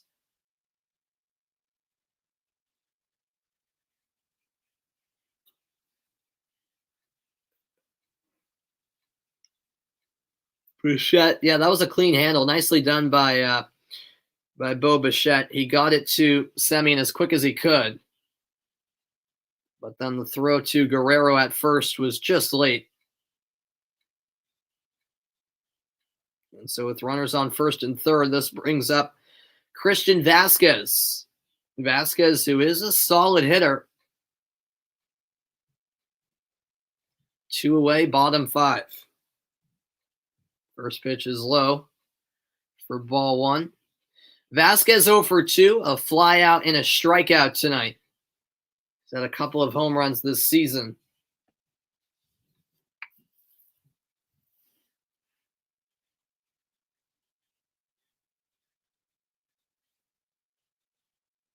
Now the 1-0. Swung on and missed. That was an off-speed pitch at 77 from Ryu. 1-1 count. The Red Sox looking to add on to the lead. All 4 runs for them have come in the 4th inning. Looking for more in the 5th.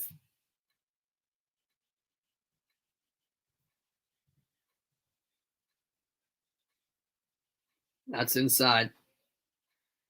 Now Vasquez with the advantage in the count, 2-1.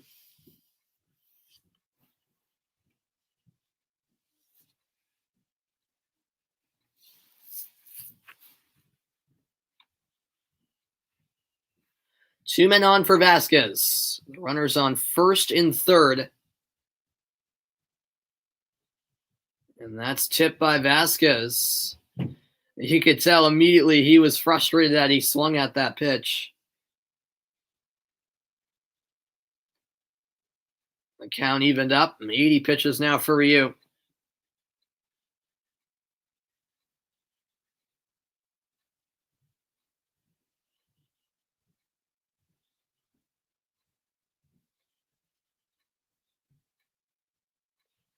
Ryu taking an awful lot of time between pitches.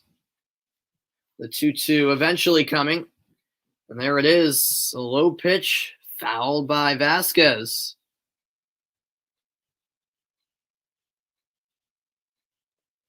The Red Sox jumped all over Ryu in the 4th inning with 4 runs. And that's what has Boston up by 3. Xander Bogaerts with that monster 3-run home run to the monster seats up in deep left field. That was a moonshot. Right after it came off the bat, you knew it was gone. As that's fouled off to the seats on the right side. A fan snagging that ball. A lengthy at-bat here. A battle between Ryu and Vasquez. 2 balls, 2 strikes. 2 outs. Runners on first and third for Boston. A beautiful night at Fenway Park. Beautiful night for baseball. Weather in the 60s. Great to see fans as well. Can't stress that enough. This is popped up in the center by Vasquez. Underneath it is Grichuk, and that will end the inning. So the Red Sox leave 2 runners stranded. No runs in the 5th. We head to the 6th. Boston up 4-1. All right, back with the Bruins Sabres game. It looks like Jeremy Lauzon is the injured player for Boston. Or no, that's Clifton. 75, not 55. Connor Clifton, who scored the second goal of the game for the Bruins in the second period, was shaken up. I don't know what happened because I just switched the channel. Oh, my. Yeah, that was a very, very dangerous and scary fall into the boards. Oof. Yeah, it wasn't anything intentional from the opponent. but he just got his skate tangled up in the stick, and there will be a penalty assessed. Fortunately, Clifton appears to be all right, but that was a very dangerous collision. He didn't have enough time to brace himself, and his neck landed awkwardly into the boards. That's a scary, scary sight. So Reinhart does go to the box for tripping. So it will be 4-on-4 because Buffalo were on the power play before that. 11 minutes to go in regulation. Bruins with a 2-goal lead. This is sent over to the left circle. Mike Riley leaves it back for David Krejci. Krejci, cross ice. Now it's held by Grzelcyk. Grzelcyk to the corner. He holds, feeds it across, just got by the stick of Taylor Hall. And now with it the other way is Yoki Haru. The puck tipped ahead. Now it's dropped off by Taylor Hall. Gaining the line is Riley. Hall at the left circle. A glove save made by Tokarski. Puck still alive in the offensive zone for Boston. Clifton right back into the game, takes it to the end boards. And that puck's lost at the right point by Zaboral. An on-man rush for Buffalo. But what a defensive play by Taylor Hall, tracking back for Boston and blocking what could have been a lethal pass. Taylor Hall with a great defensive play as we've got 10 seconds left on the 4-on-4 before Boston head to the power play. Here's Charlie Coyle. Coyle holds up the puck, eventually has it stolen away. Wrist a line and a D-to-D pass to Samuelson. Now the Boston power play begins just about for 30 seconds.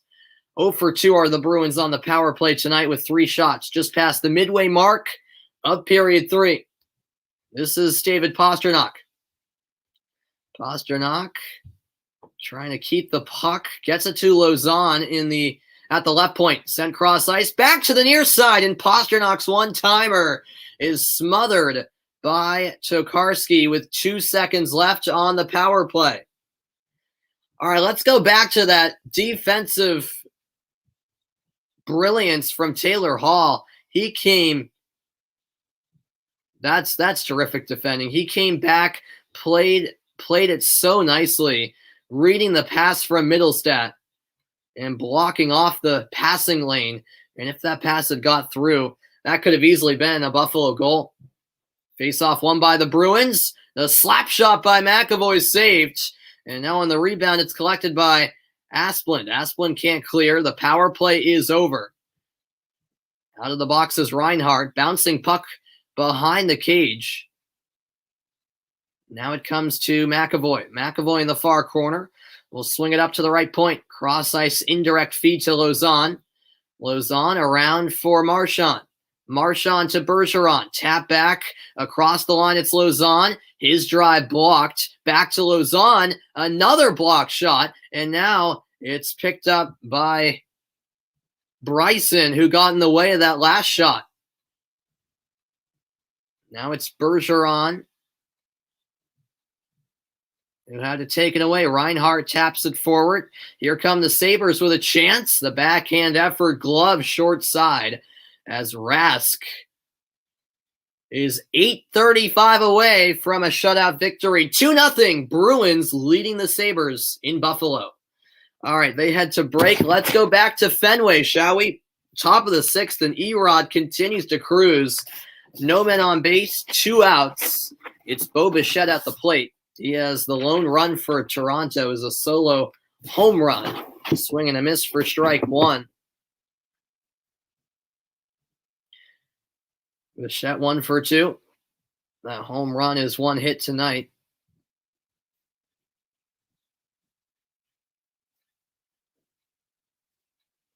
As that's up high.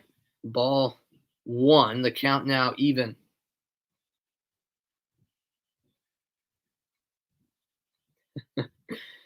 I think we can all argue that Lourdes Gurriel has the best hair in Major League Baseball.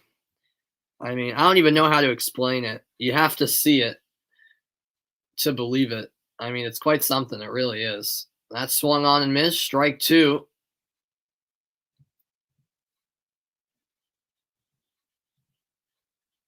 Yeah, he's got it painted green now. It's like a palm tree. Rodriguez looking to end the inning here. That's in the dirt. That pitch wasn't even close to making it to the plate. So an even count. Rodriguez up to 82 pitches now.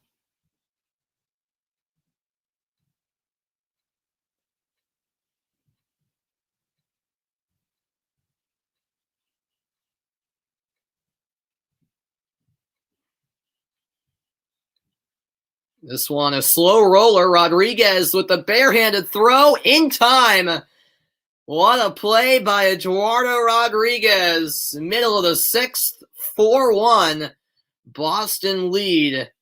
And the lone hit of the night for the Blue Jays was that home run from Bichette. That still stands true. The Blue Jays are thinking about possibly challenging the call. Ooh, they definitely have a case. They definitely have a case. Yeah, he might have been safe. It was a great effort by Rodriguez. But this just might be overturned. Yep, there's the foot of Bichette. And on the bag, right before it entered the glove of Dahlbeck. Yeah, I could definitely see this being overturned. So the review is taking place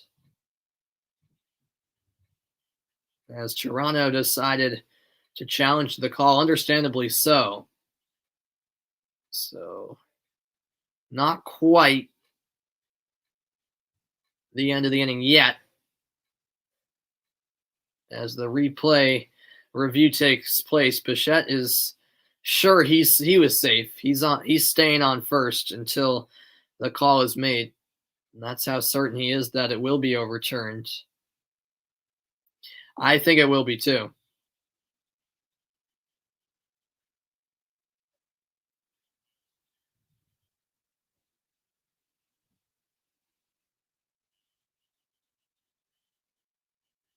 If it holds up, it's a 1-2-3 inning for Eduardo Rodriguez. But it won't hold up because the call is indeed overturned as expected. Bichette was safe. It was definitely really close. It was definitely very, very close. The angle they just showed, I mean, it was closer than I even thought. Could have gone either way, quite frankly, but I don't know. I mean, they did call him out in real time, so perhaps it's a bit surprising that they overturned the decision, but Bichette is safe at first. Vlad Guerrero Jr. up at bat. He's 0 for 1. He was walked back in the first inning. It's the one time he's reached base. And so Rodriguez still with some more work to do before his sixth inning comes to a close. First pitch up high, ball one.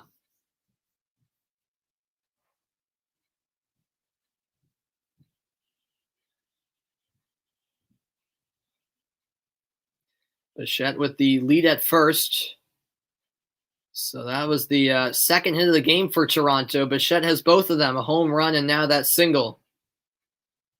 As the 1-0 swung on and missed.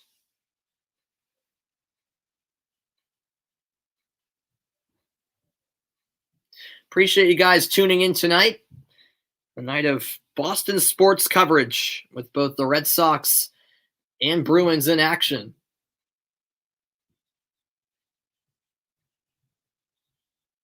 Boston facing their fifth opponent of the season. Their sixth will be welcome to Fenway on Thursday when they face the Mariners. As that's in there for strike two inside part of the zone at 92 miles an hour. A ball and 2 strikes now. And Rodriguez can officially put an end to the inning here. Or an end to the half inning is what I should say. Guerrero seemed to perhaps disagree with the call. But it did seem like a strike indeed inside part of the plate.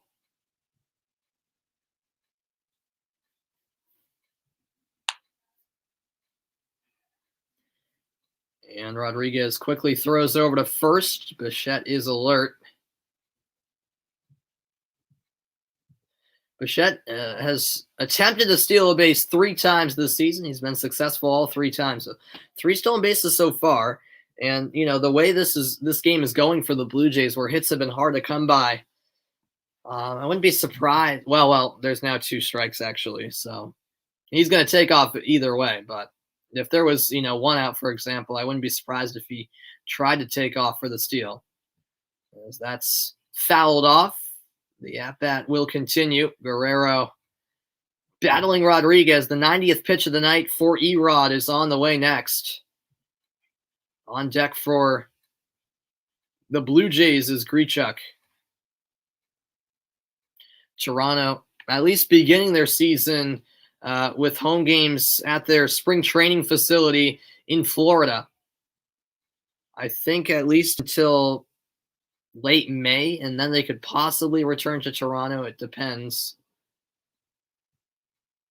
As the 1-2 is on the way again, this is sent to the shortstop Bogarts. The underhand toss to Arroyo at second ends the inning. Middle of the 6th, and the Red Sox up 4-1. All right, let's get back to the final stages of the Bruins Sabres. They're actually currently in commercial break, but after a quick break, I will get you out to the final minutes of the Bruins and Sabres. Stay tuned.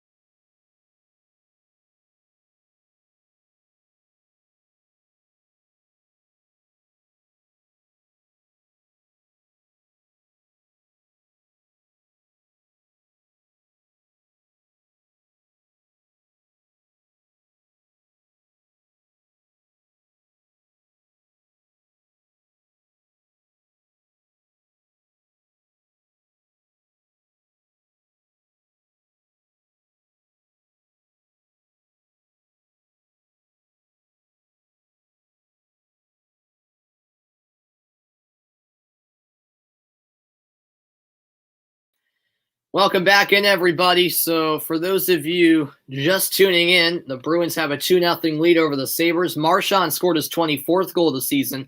Clifton tallied his first.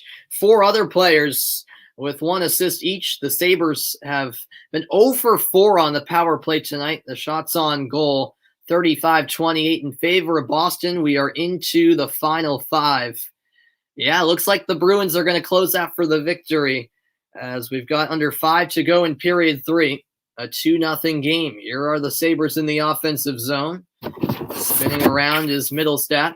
Now in the high slot, Rask makes the right pad save. And now Pasternak is there to collect the rebound. He'll flip it into the neutral zone. Marchand looking to win the puck, but he's shoved off of it. It's now controlled by Samuelson. This is played ahead to Middlestat. Middlestat gains the line. Hall looking for the puck. Kept in at the line by Ristolainen for the Buffalo Sabres. Now behind the Boston goal. It's shielded by Ristolainen. Now sent out in front. And that shot goes just wide. Now a second chance. This is played down low to the goal line. Under 4 to play in the third period, as that pass to the right point is off the mark. It gets away from Ristolainen and all the way back behind the Buffalo goal with Tokarski. Here's McAvoy to Smith. Smith gave it away. 3.5 to play in Buffalo, New York. Coyle tries the backhand. Smith lost it.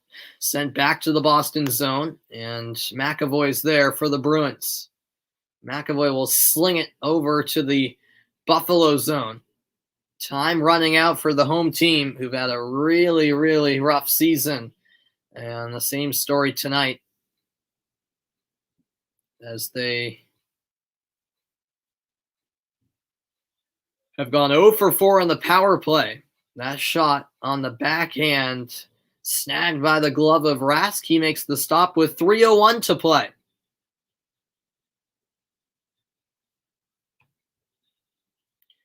The Bruins trying to move up the Eastern Division standings.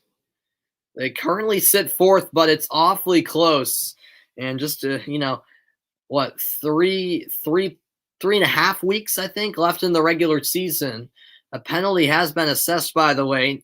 Nick Ritchie sent to the box, so the Sabres will have their 5th power play tonight. We'll see if they can finally find success on the man advantage, because they've come up empty time and time again so far on the power play. 3:01 to go. Ritchie to the box. This faceoff will be to the right of Rask.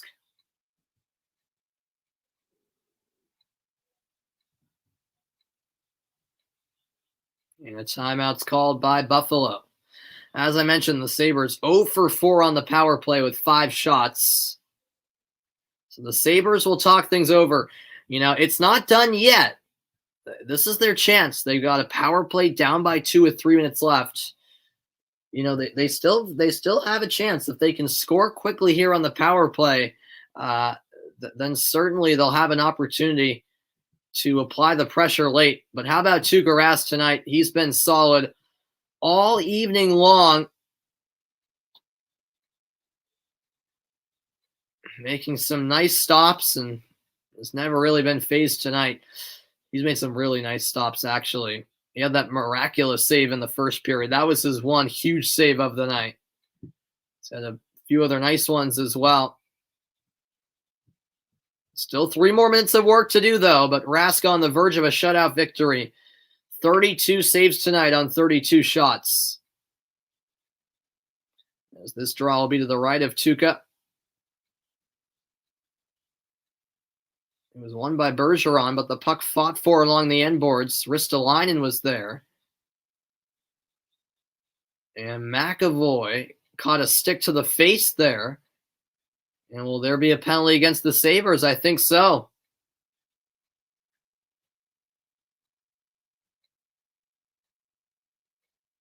I think the referees are trying to figure out who did it.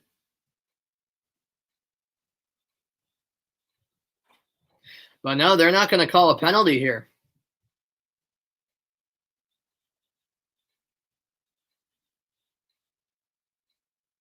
Yeah, it was Ristolainen along the end boards. Wow, so that went unnoticed. I'm not sure why they stopped play then. I thought they stopped play to assess the penalty, but apparently not. So a no call there. Boston win the faceoff, clear it all the way down. The puck stopped by Tokarski. And he appears to be skating towards the bench. So there'll be 6-on-4 for the Sabres in the next 90 seconds. But wait a minute. A penalty is being called. Is this also against the Bruins? I think so. Jeremy Lauzon is being sent to the box. Wow.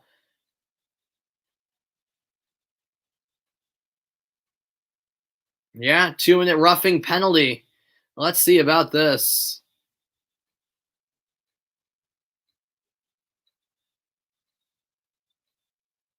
Yeah, I guess it was for the forearm shove to the back of the back of Olofsson's head. So 2 in the box now for Boston as Ritchie is joined by Lauzon. So it's a 5-on-3 for the Sabres. And if they pull Tokarski, it'll be a 6-on-3, and they are pulling him. So 6-on-3 here. This is Buffalo's opportunity with 2:34 to go as the Bruins win the draw. An immediate shot the length of the ice, well wide. But since Buffalo are on the power play, no icing. As this is collected by Dahlin. Back into the offensive zone. The puck fought for on the near side. Riley tries to clear. McAvoy comes in. His effort to clear is gloved at the line by Dahlin. A minute to go on the 5-on-3, which is technically a 6-on-3 with the goalie pulled. Now, one-timer, Olofsson's shot just wide of the goal. 1:45 remaining in regulation. At the right point, it's Olofsson. Down low, he gets it back from Miller. Now over to the left circle. It's held up by Dahlin. Dahlin back across, but that puck escapes the zone. Sabres left to tag up. A quick change made by Boston. Pass over to the right wing at the line. Here is Mittelstadt. Mittelstadt. Now Dahlin cross ice. That shot ricochets wide into the corner and back out of the Bruins zone. 10 seconds left on the 5-on-3. Buffalo with no luck.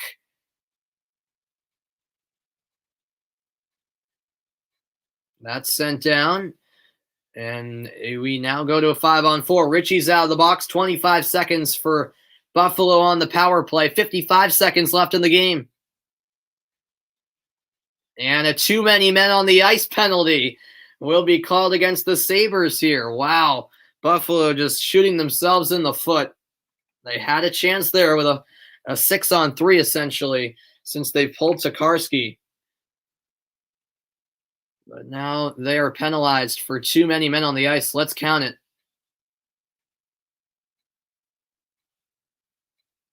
Oh, the 1, 2, 3, 4, 5.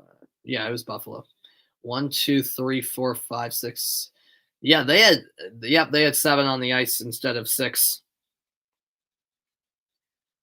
So it'll be 4-on-4 for 19 seconds, and then the rest of the game will be spent on the power play for the Boston Bruins. 53 seconds remaining in the game. The offensive zone faceoff won by the Bruins. Grzelcyk winds up. Glove saved by Tokarski. And on the rebound, Yoki Harju is there for the Sabres. The 4-on-4 expiring right now. Tokarski back to the bench for Buffalo. So Boston on the power play, but since Tokarski's at the bench, it's a 5-on-5 with the net empty at the Sabres end of the ice. Here is a pass in the middle. It pinballed through the slot, and now Boston looking to clear. They can't get it out quite yet. Battle for the puck on the near side, and finally it's kicked down the boards, and that will just about wind out the clock as this is retrieved by Kajula, and the horn sounds. The Boston Bruins shut out the Buffalo Sabres. A solid performance from Tuukka Rask tonight.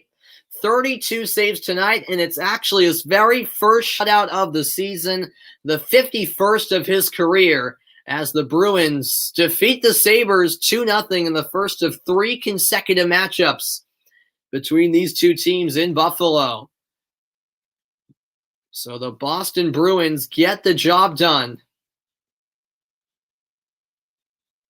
And Rask had a couple of big saves tonight.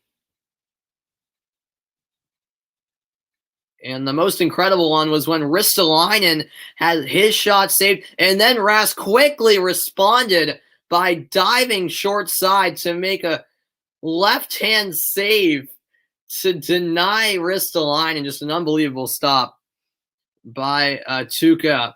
He was fantastic all night long as the Bruins defeat the Sabres 2-0 the final in Buffalo, as it's all smiles for Boston. So a great win for the Bruins. Oh yeah, I'm just looking back at the comments. I completely missed the part where you said that Clifton was friends with you when he went to Quinnipiac. That's awesome, man. That's awesome, man. All right, so back to the Red Sox game, which will be the focal point for the rest of the night. It is currently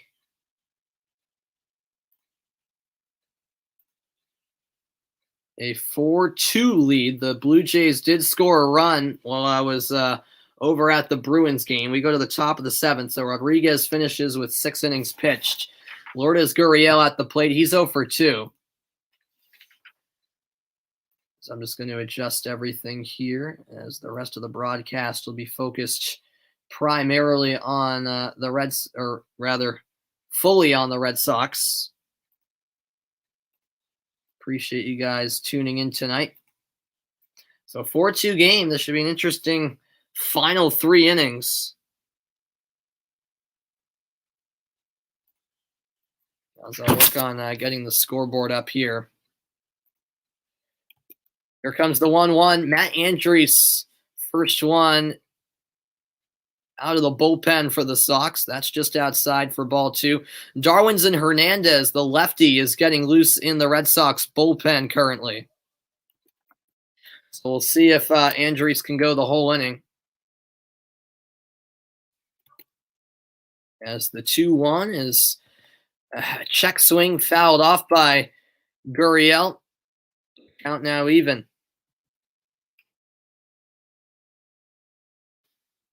There we go. Now we got the scoreboard up. We're good to go for the rest of the broadcast, which will focus entirely on the Red Sox. The Bruins got the win. Hopefully the Red Sox can do the same. 2-2 on the way from Andriese.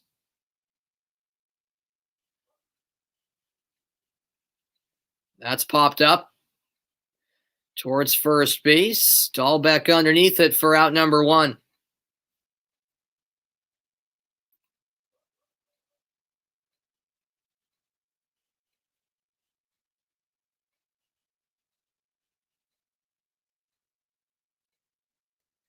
So that will bring up Biggio. Biggio, the 6 hitter in the lineup. The right fielder 0 for 2. He's grounded out and lined out so far.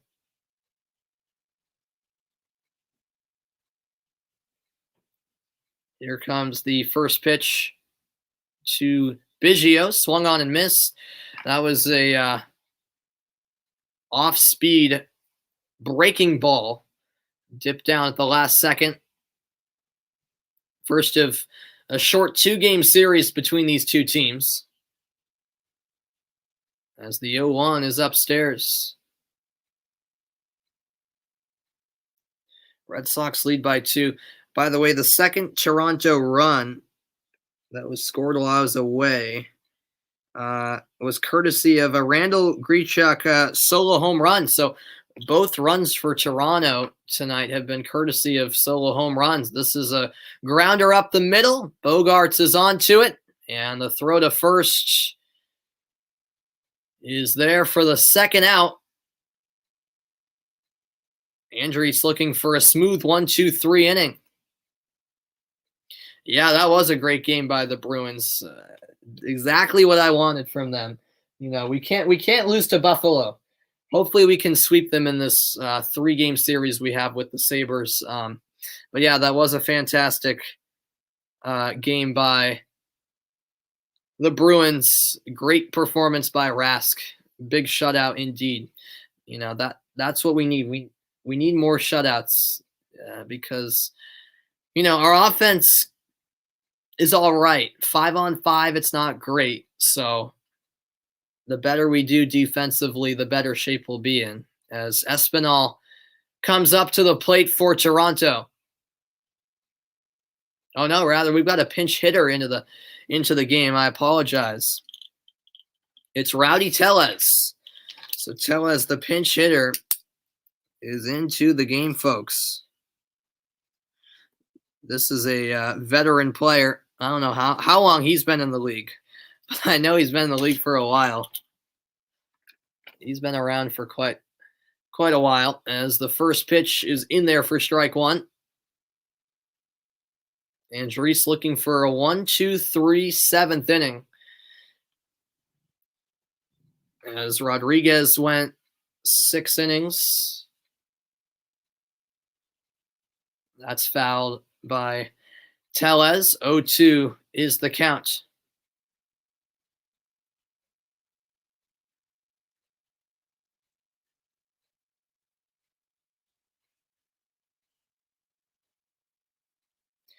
Let's go Sox. Absolutely, Banksy. Absolutely. Let's go Sox. No doubt about it, man. Great to have Red Sox fans joining the broadcast as well as Bruins fans. Bruins game just went final a little while ago, so the rest of the broadcast will be focused on the Red Sox here. A 1-2 count. Rowdy Tellez in his career against the Red Sox has played them 25 times and has done well. 377 batting average, 11 home runs, 23 RBI. Another foul ball by Tellez.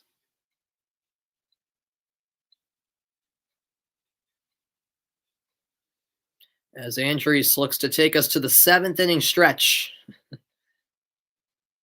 on a beautiful night at Fenway Park. Low 60s, perfect weather for April in New England.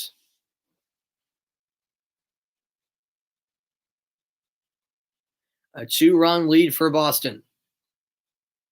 Red Sox wearing their red uniforms tonight. The Blue Jays in their light blue, and down goes Tellez. A strikeout for Andrius. So 1-2-3 inning. It's the 7th inning stretch. I'm going to stretch myself.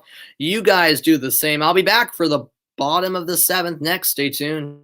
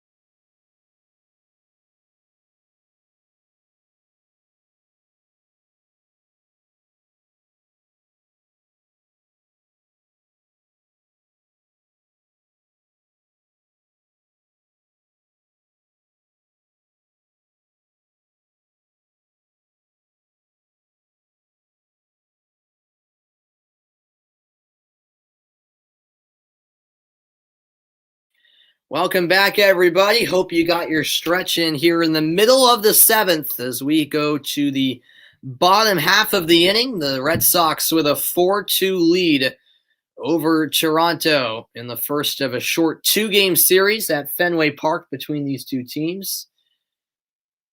The hits 9-3 Boston, and leading off for the Red Sox here in the bottom of the 7th is Kevin Plawecki, the DH tonight. 0 for 2. He grounded into a double play and grounded out on his second at bat. As this is sent to center field, backing up and making the catch is Grichuk for the first out.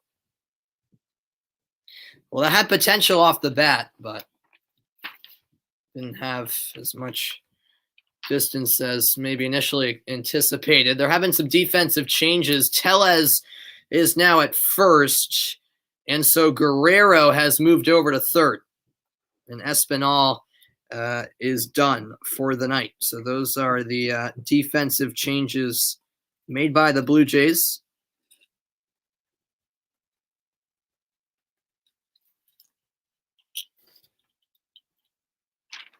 As that curveball finds the strike zone. Strike one as the Red Sox bullpen is active. This time the right-handed pitcher Adam Ottavino, who's acquired from the Yankees over the offseason, is getting loose. That fastball is inside to even the count.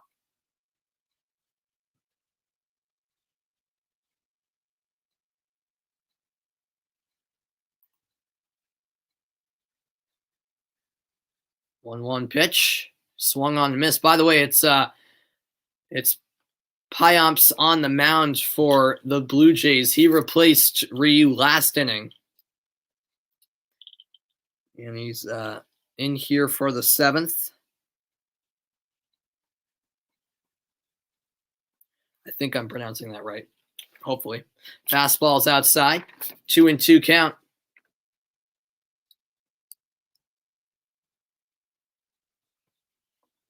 Appreciate you guys tuning in on this Tuesday night.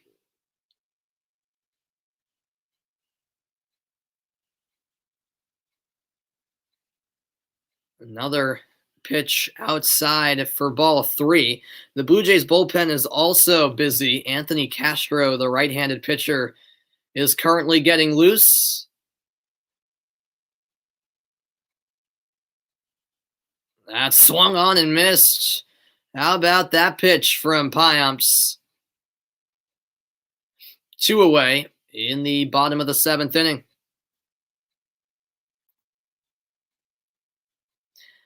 Hopefully, yeah.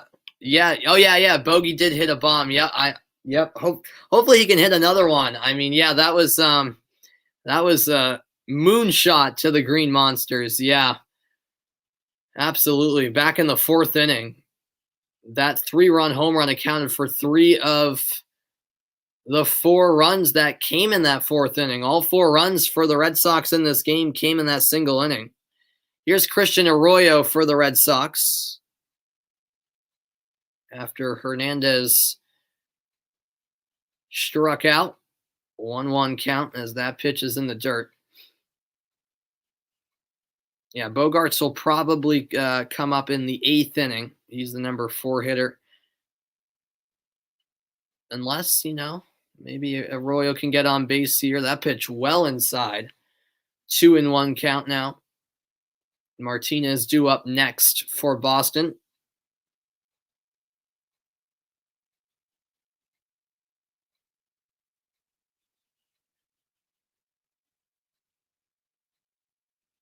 Swing and a miss. That fastball has been lethal. 2-2 the count. Martinez ready to go on deck. He's 1 for 3 tonight. He did score in a run for Boston.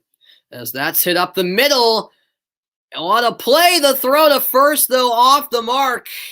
And safe is Christian Arroyo. It was a great effort from Bichette as he saved that ball from getting to left field. But on the spin, his throw off target. And so Christian Arroyo gets on base. And the 7th inning not done yet, as this will bring up J.D. Martinez. Yeah, Bichette went a long ways to get that ball. And when you spin around like that, it's so hard to make the play. And the throw just off the mark to Tellez at first. So Arroyo on base for Boston, and that will do it for Payamps. So a change made by Toronto. New pitcher on the way for the Blue Jays. Bottom of the 7th, 2 outs. Arroyo on first. The Red Sox have a 4-2 lead. I'll be back right after this pitching change.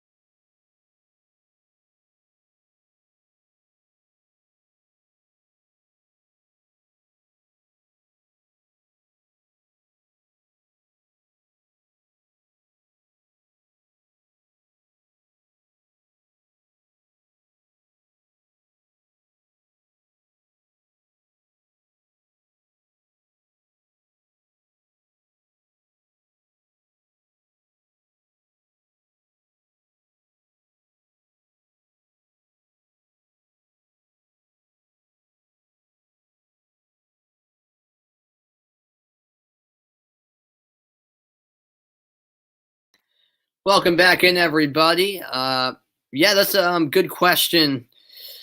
Let me bring it up. Banksy, 1832. I appreciate you discovering my channel. Thanks so much. Thanks for the support. I really enjoy people tuning into my broadcast and enjoying it. I'm glad you think the broadcast is cool. Yeah, I do.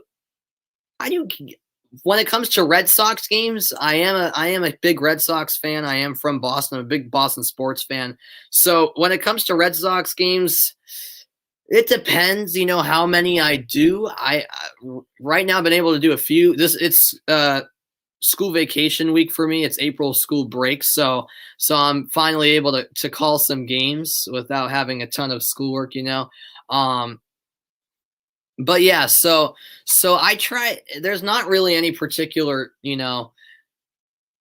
set number as to how many games I call. Sometimes there'll be a week where I'll call like 2 or 3, like this week, like I did yesterday's game too, and I'm hoping to possibly do Thursdays as well. And sometimes I do like streams tonight where I called both the Bruins and Red Sox games. I kind of switch between the two. Now that the Bruins game is over, I'm with the Red Sox for the rest of the broadcast. So I could do similar things like that in the future. But I'd say like I'll aim to do like 20 Red Sox, maybe 30, maybe 20, 25 Red Sox games this season. We'll see. It depends, It always depends how busy I am and what my schedule is like. But I also commentate, other games, other Boston sports games, as well as other sports, because I enjoy doing it all. And I try to get as much practice in because I do want to become a professional sportscaster and play-by-play commentator in the future. I also do games for my high school for the local TV channel, which is obviously something beside my channel here on Twitch. I also stream on YouTube and Periscope. So I also do that. So yeah, it honestly depends what my schedule is like. But I try to do as many as I can. And a variety. But yeah, when it comes to the regular season, the Red Sox are pretty much the only MLB team I'll call. But when it comes to the playoffs for really all sports, I do a little bit of everything. Of course, prioritizing the Boston sports teams, but unfortunately, like last year when the Red Sox weren't in, I still did a bunch of MLB playoff games for other teams, as that's hit down the line, foul ball right near the pesky pole. So 1-2 count. Castro's into the game, by the way. He's the new pitcher for Toronto. Martinez takes a deep breath. Arroyo is on first.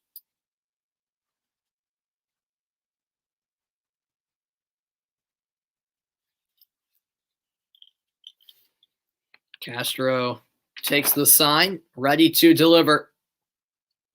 That's it down the third base line. It stays fair. The throw to first in time from Guerrero. Although they'll now rule it foul. There wasn't an immediate call, but I thought it was foul too. Yeah, yep. The last bounce was foul. Good eye by the umpire, the third base umpire. And that's a bit unfortunate for the Blue Jays because it would have been the end of the inning if that had been fair. So it stays 1-2, and it gives JD Martinez a second life here. Xander Bogaerts on deck for Boston, who have a 4-2 lead at Fenway Park.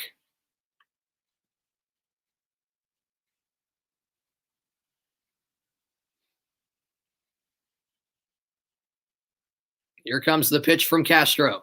Well, no.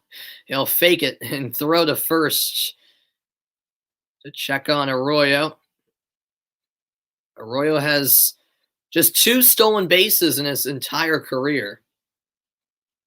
But you never know. Arroyo at second today. Now the 1-2 will come eventually. Another throw to first. Some boos coming down from the fans at Fenway. They want to see a pitch delivered by Castro.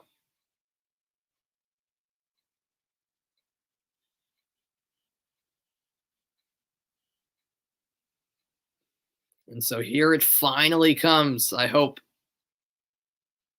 Yep, swung on and missed. It was in the dirt, but JD goes down swinging. And that ends the seventh, 4-2. Boston lead. The eighth inning on the way next. Stay tuned.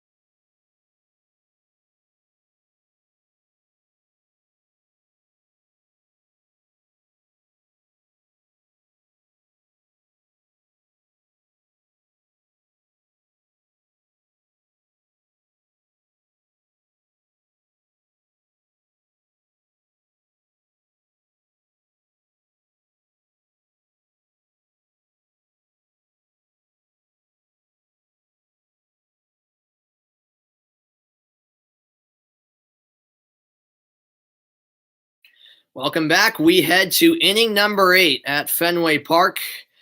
The Red Sox in the middle of their longest homestand this season, as this is their 5th of 10 consecutive games at home. They'll have Toronto one more time tomorrow and then Seattle in a 4-game series that will run through the weekend. Adam Ottavino into the game to pitch for Boston. 6 games, a 2-1 record, a 7.71 ERA in 4.2 innings, 7 hits, 3 walks, 8 strikeouts, and a 3.18 opponent average. So Ottavino, the third pitcher, as he replaces Andriese and delivers a strike to start the inning.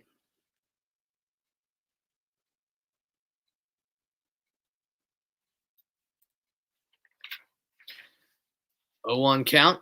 Top of the 8th. Red Sox by 2 in a close one.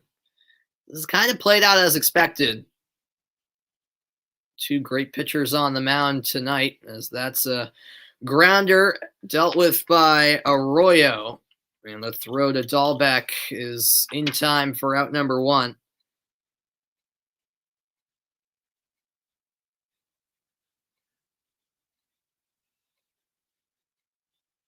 Adam Ottavino looking to make quick business of Toronto here in the 8th inning.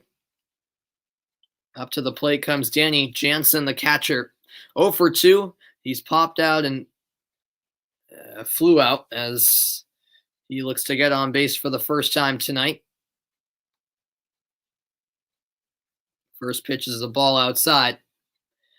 Jansen, his career against Adam Ottavino, 2 for 4 with a home run and 4 RBI. So that's an interesting statistic.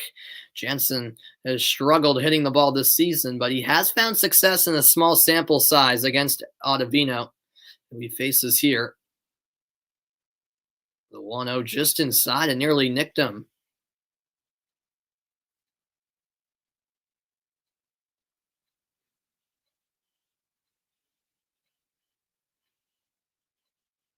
A 2-0 count. It's up to the bullpen now as to whether or not Eduardo Rodriguez will improve to 3-0 on the season. A half swing. The ball stops dead right in front of the plate, but the throw from Vasquez to Dahlbeck retires Jansen, who's now 0 for 3. Second out of the inning. And it's back to the top of the order with Semien Up next on Saturday, Ottavino was dealing. No. That was on Sunday. On Sunday, in the first game of that doubleheader against the White Sox. Fortunately, the Red Sox couldn't come away with a victory in that one. Marcus Semien 0 for 3. He's grounded out. Also has struck out twice.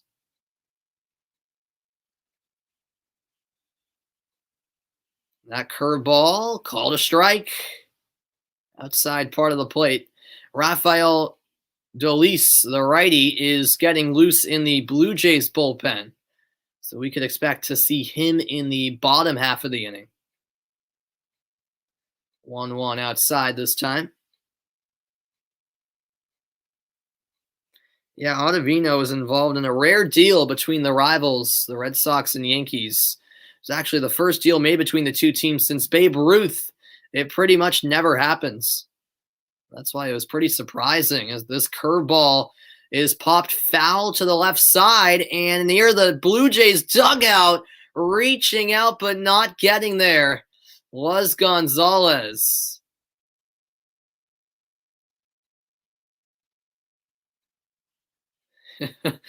Looked like he got his glove stuck. Needed a little bit of help from Gurriel to get it out. And that would have been a spectacular catch, as he almost got there, just out of his reach. The ball just kept carrying on him. And so this at-bat continues. That's outside. A full count here. All right, no problem, man. Thanks so much for tuning in. I appreciate it. You have a great night as well. And I'll see you next time, man. Thanks for tuning in, as that's ball 4. So Ottavino walks Semien. The man on first for the Blue Jays. Inning not done yet. Bichette is at the plate now. You're in the top half of the 8th.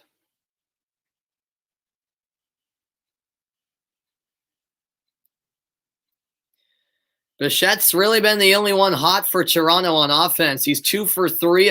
He had that solo home run to open the scoring for the Blue Jays, as well as a single after that.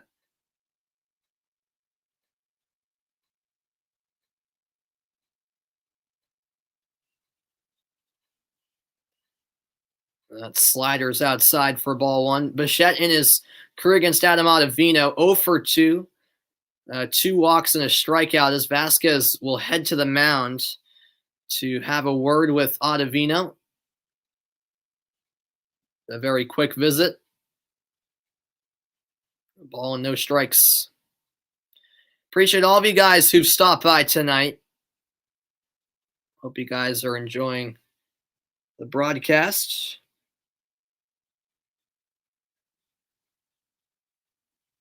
The 1-0 pitch on the way. Two outs. Man on first, top of the 8th inning for the Blue Jays. That swung on and missed to even the count.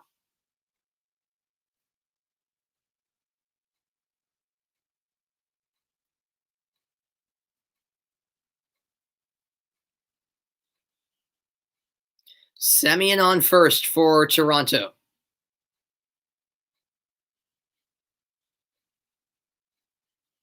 That's outside.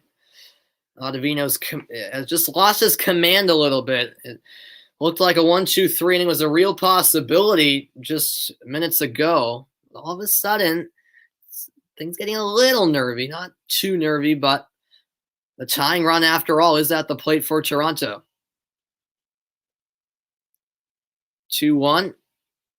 Is a strike, and Semien takes off. The throw gets away, and off to third goes Semien. He advances from one corner to the other as Vasquez threw to Arroyo to try to catch Semien as he was taking off for second. And it was actually yeah, it was a strike. It was a strike. I thought so. It was called a strike. And then the throw just veered off to the right, got away from Arroyo, and Semien with a free base. And all of a sudden, He's at third, a 2-2 count now to Bichette. It all won't matter, though, if Bichette goes down, and he does. A swing and a miss. Ottavino with the heat. What a fastball to retire the side. The score remains 4-2 Boston. We roll to the bottom of the eighth next.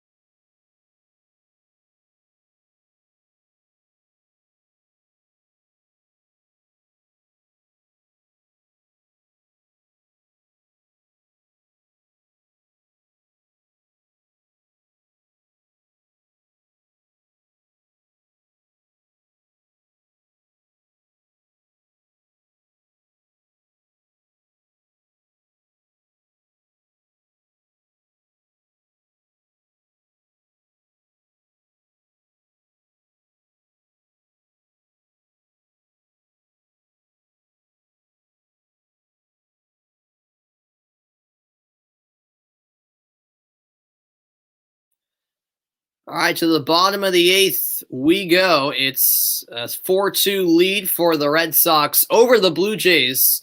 The first of two games between these two teams at Fenway Park. Xander Bogaerts with the key play tonight. His 3-run home run was 102.1 miles an hour off the bat, with a projected distance of 408 feet up into the second row of the green monster seats. And he will lead off here in the bottom of the eighth for Boston. Bogaerts, Vasquez, Gonzalez. That's what it looks like for the Red Sox here in inning number 8. And that dips in for strike one. A curveball from Castro. Only had 5 pitches, I should say, to close out the 7th. So no surprise that he's back out there for inning number 8. As the 0-1 is popped up into foul territory. And into the seats. 0-2 count to Bogaerts now. Matt Barnes getting loose. It looks like he'll be looking to close out this game for Boston. The Blue Jays bullpen also active. Tim Meza will likely we'll see. Depending on how Castro does, perhaps Meza will come in here in the 8th. If Castro does well, then if Toronto can rally in the 9th, then if it headed to the bottom half of the inning, then Meza would likely be the one coming in. But we'll see about that. Another foul ball by Bogaerts. The count remains the same.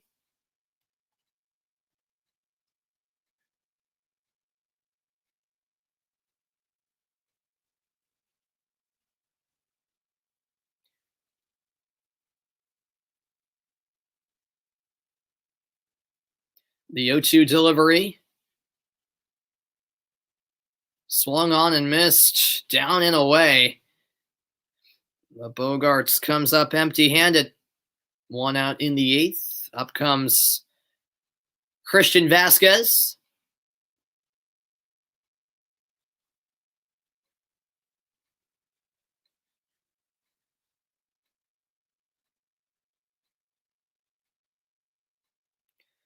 Vasquez steps into the batter's box. The righty ready for the first pitch.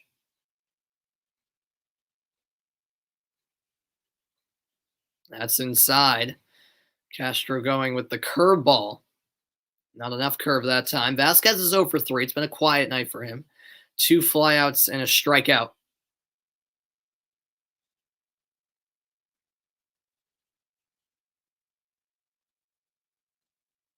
Now the 1-0 pitch. That's a strike. Bottom part of the zone. 1-1 is what that makes the count. And he once again went with that curveball. A pitch Castro is very comfortable with.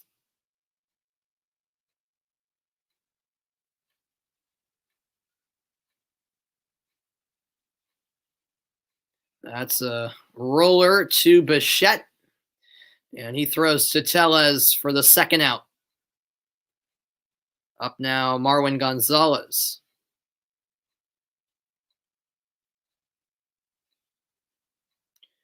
4-2 Boston lead. They're holding on to the lead. It should be an interesting ninth inning ahead. But first, we'll see if Castro can end the eighth with a 1-2-3 inning. Gonzalez is 1 for 3. He doubled in the fourth and scored in a run for Boston.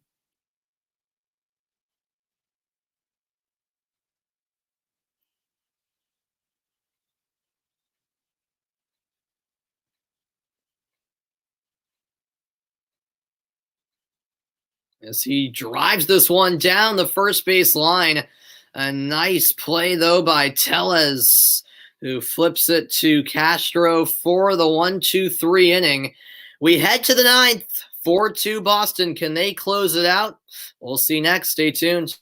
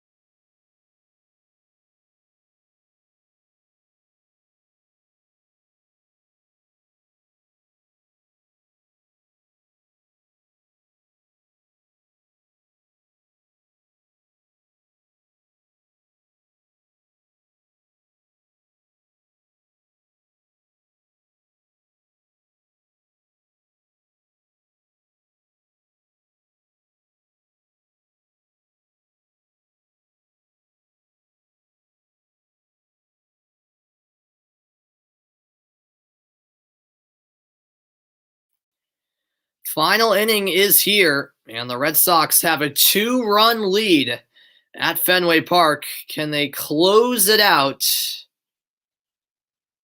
We will get the answer soon, as Matt Barnes will come in to try to end the night. Alex Verdugo has come into the game, so he's replaced JD Martinez in left. As Barnes has pitched in 7 games, a 1-0 record, 1.13 ERA, 2 saves in 8 innings. Barnes, a great closer for the Red Sox, and we'll see if he can deliver here in the 9th inning. Vlad Guerrero at the plate, 0 for 2. He was walked in the first inning. So here we go. Final inning. Barnes looking to seal the victory for Boston.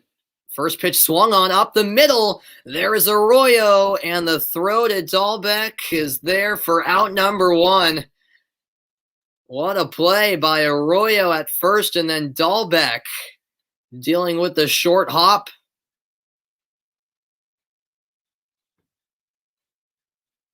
Wasn't the best throw, but Dahlbeck did nicely to adjust.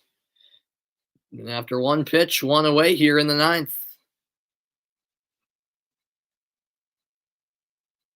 Arroyo immediately pointing to Dahlbeck, saying, "That was nice. That was nice." And so here's Grichuk, 96-mile-an-hour pitch outside. Grichuk 1 for 3. His one hit was a solo home run in the 7th inning last time up.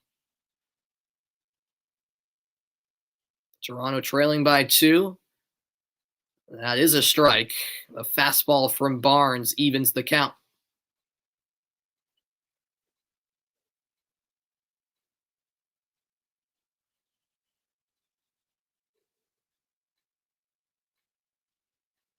That time the fastball is outside the zone. 2-1 count. Grichuk in his career against Matt Barnes has not had a lot of luck. 1 for 11, striking out 5 times when he's faced Matt Barnes. The 2-1 is a dribbler. Reaching out is Bogart, spinning for the throw, but it's not in time. And so reaching base is Grichuk. And all of a sudden there's some hope for the Blue Jays. Still 1 out. And the tying run in Gurriel will step up to the plate. Yeah, there was no chance for Bogaerts to make that play. It was a great extension to snag that ball, but it was just impossible to get the throw off in time. And the throw was off the bag as well to Bobby Dahlbeck. So here's Gurriel. First pitch upstairs. Barnes consistently dealing that fastball. Lourdes Gurriel 0 for 3. A line out, a strikeout, and a pop out, but no hits. The Blue Jays need him to deliver here.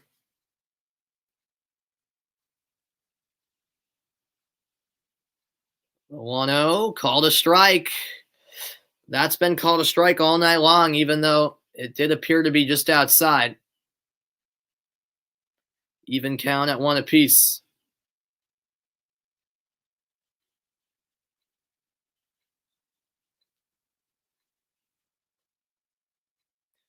Quick throw over to first.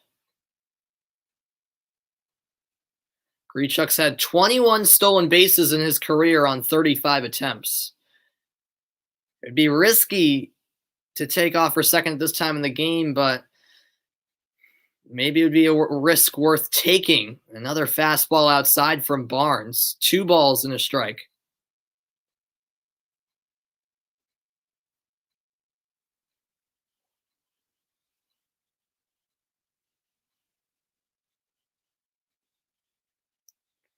The Red Sox can put this away. Rodriguez will improve to 3-0 on the year. As that swung on and missed. 2-2. That time, Barnes spiced things up with the curveball.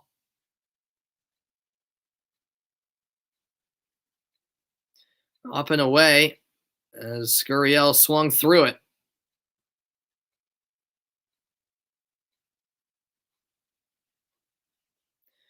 Two and two.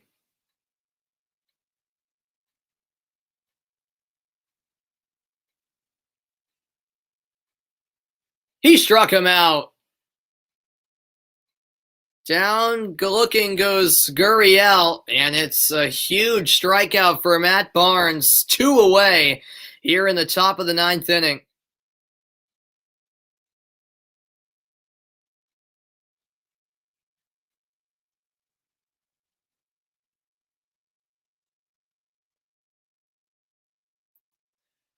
And so with 2 away in the 9th, here comes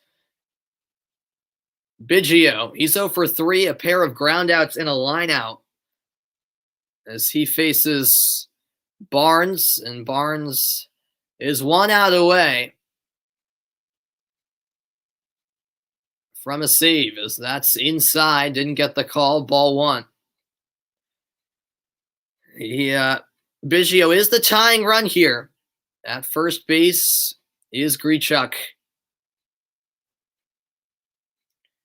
4-2 the score. The 1-0 is a strike. 97 on the fastball. inside part of the plate. That's been his favorite spot here in the ninth. Biggio in his career against Barnes, 1 for 3. With the lead at first is Grichuk. 1-1 coming, swung on and missed. And Barnes a strike away from getting the Red Sox their 12th win of the season. The fans at Fenway are on their feet. Barnes has a chance to end it right here.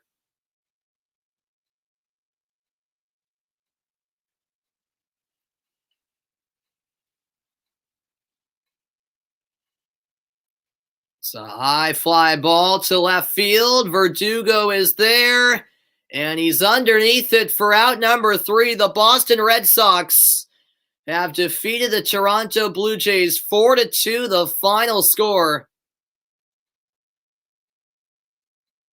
Barnes,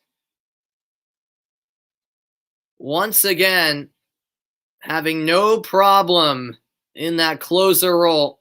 Smooth sailing, and the Red Sox win again, 4-2 the final, as they defeat the Toronto Blue Jays. That will do it, as I am Samuel Reese signing off, saying so long. Hope you guys enjoyed the broadcast, and it was a successful broadcast. The Bruins won, and the Red Sox won. I'll see you guys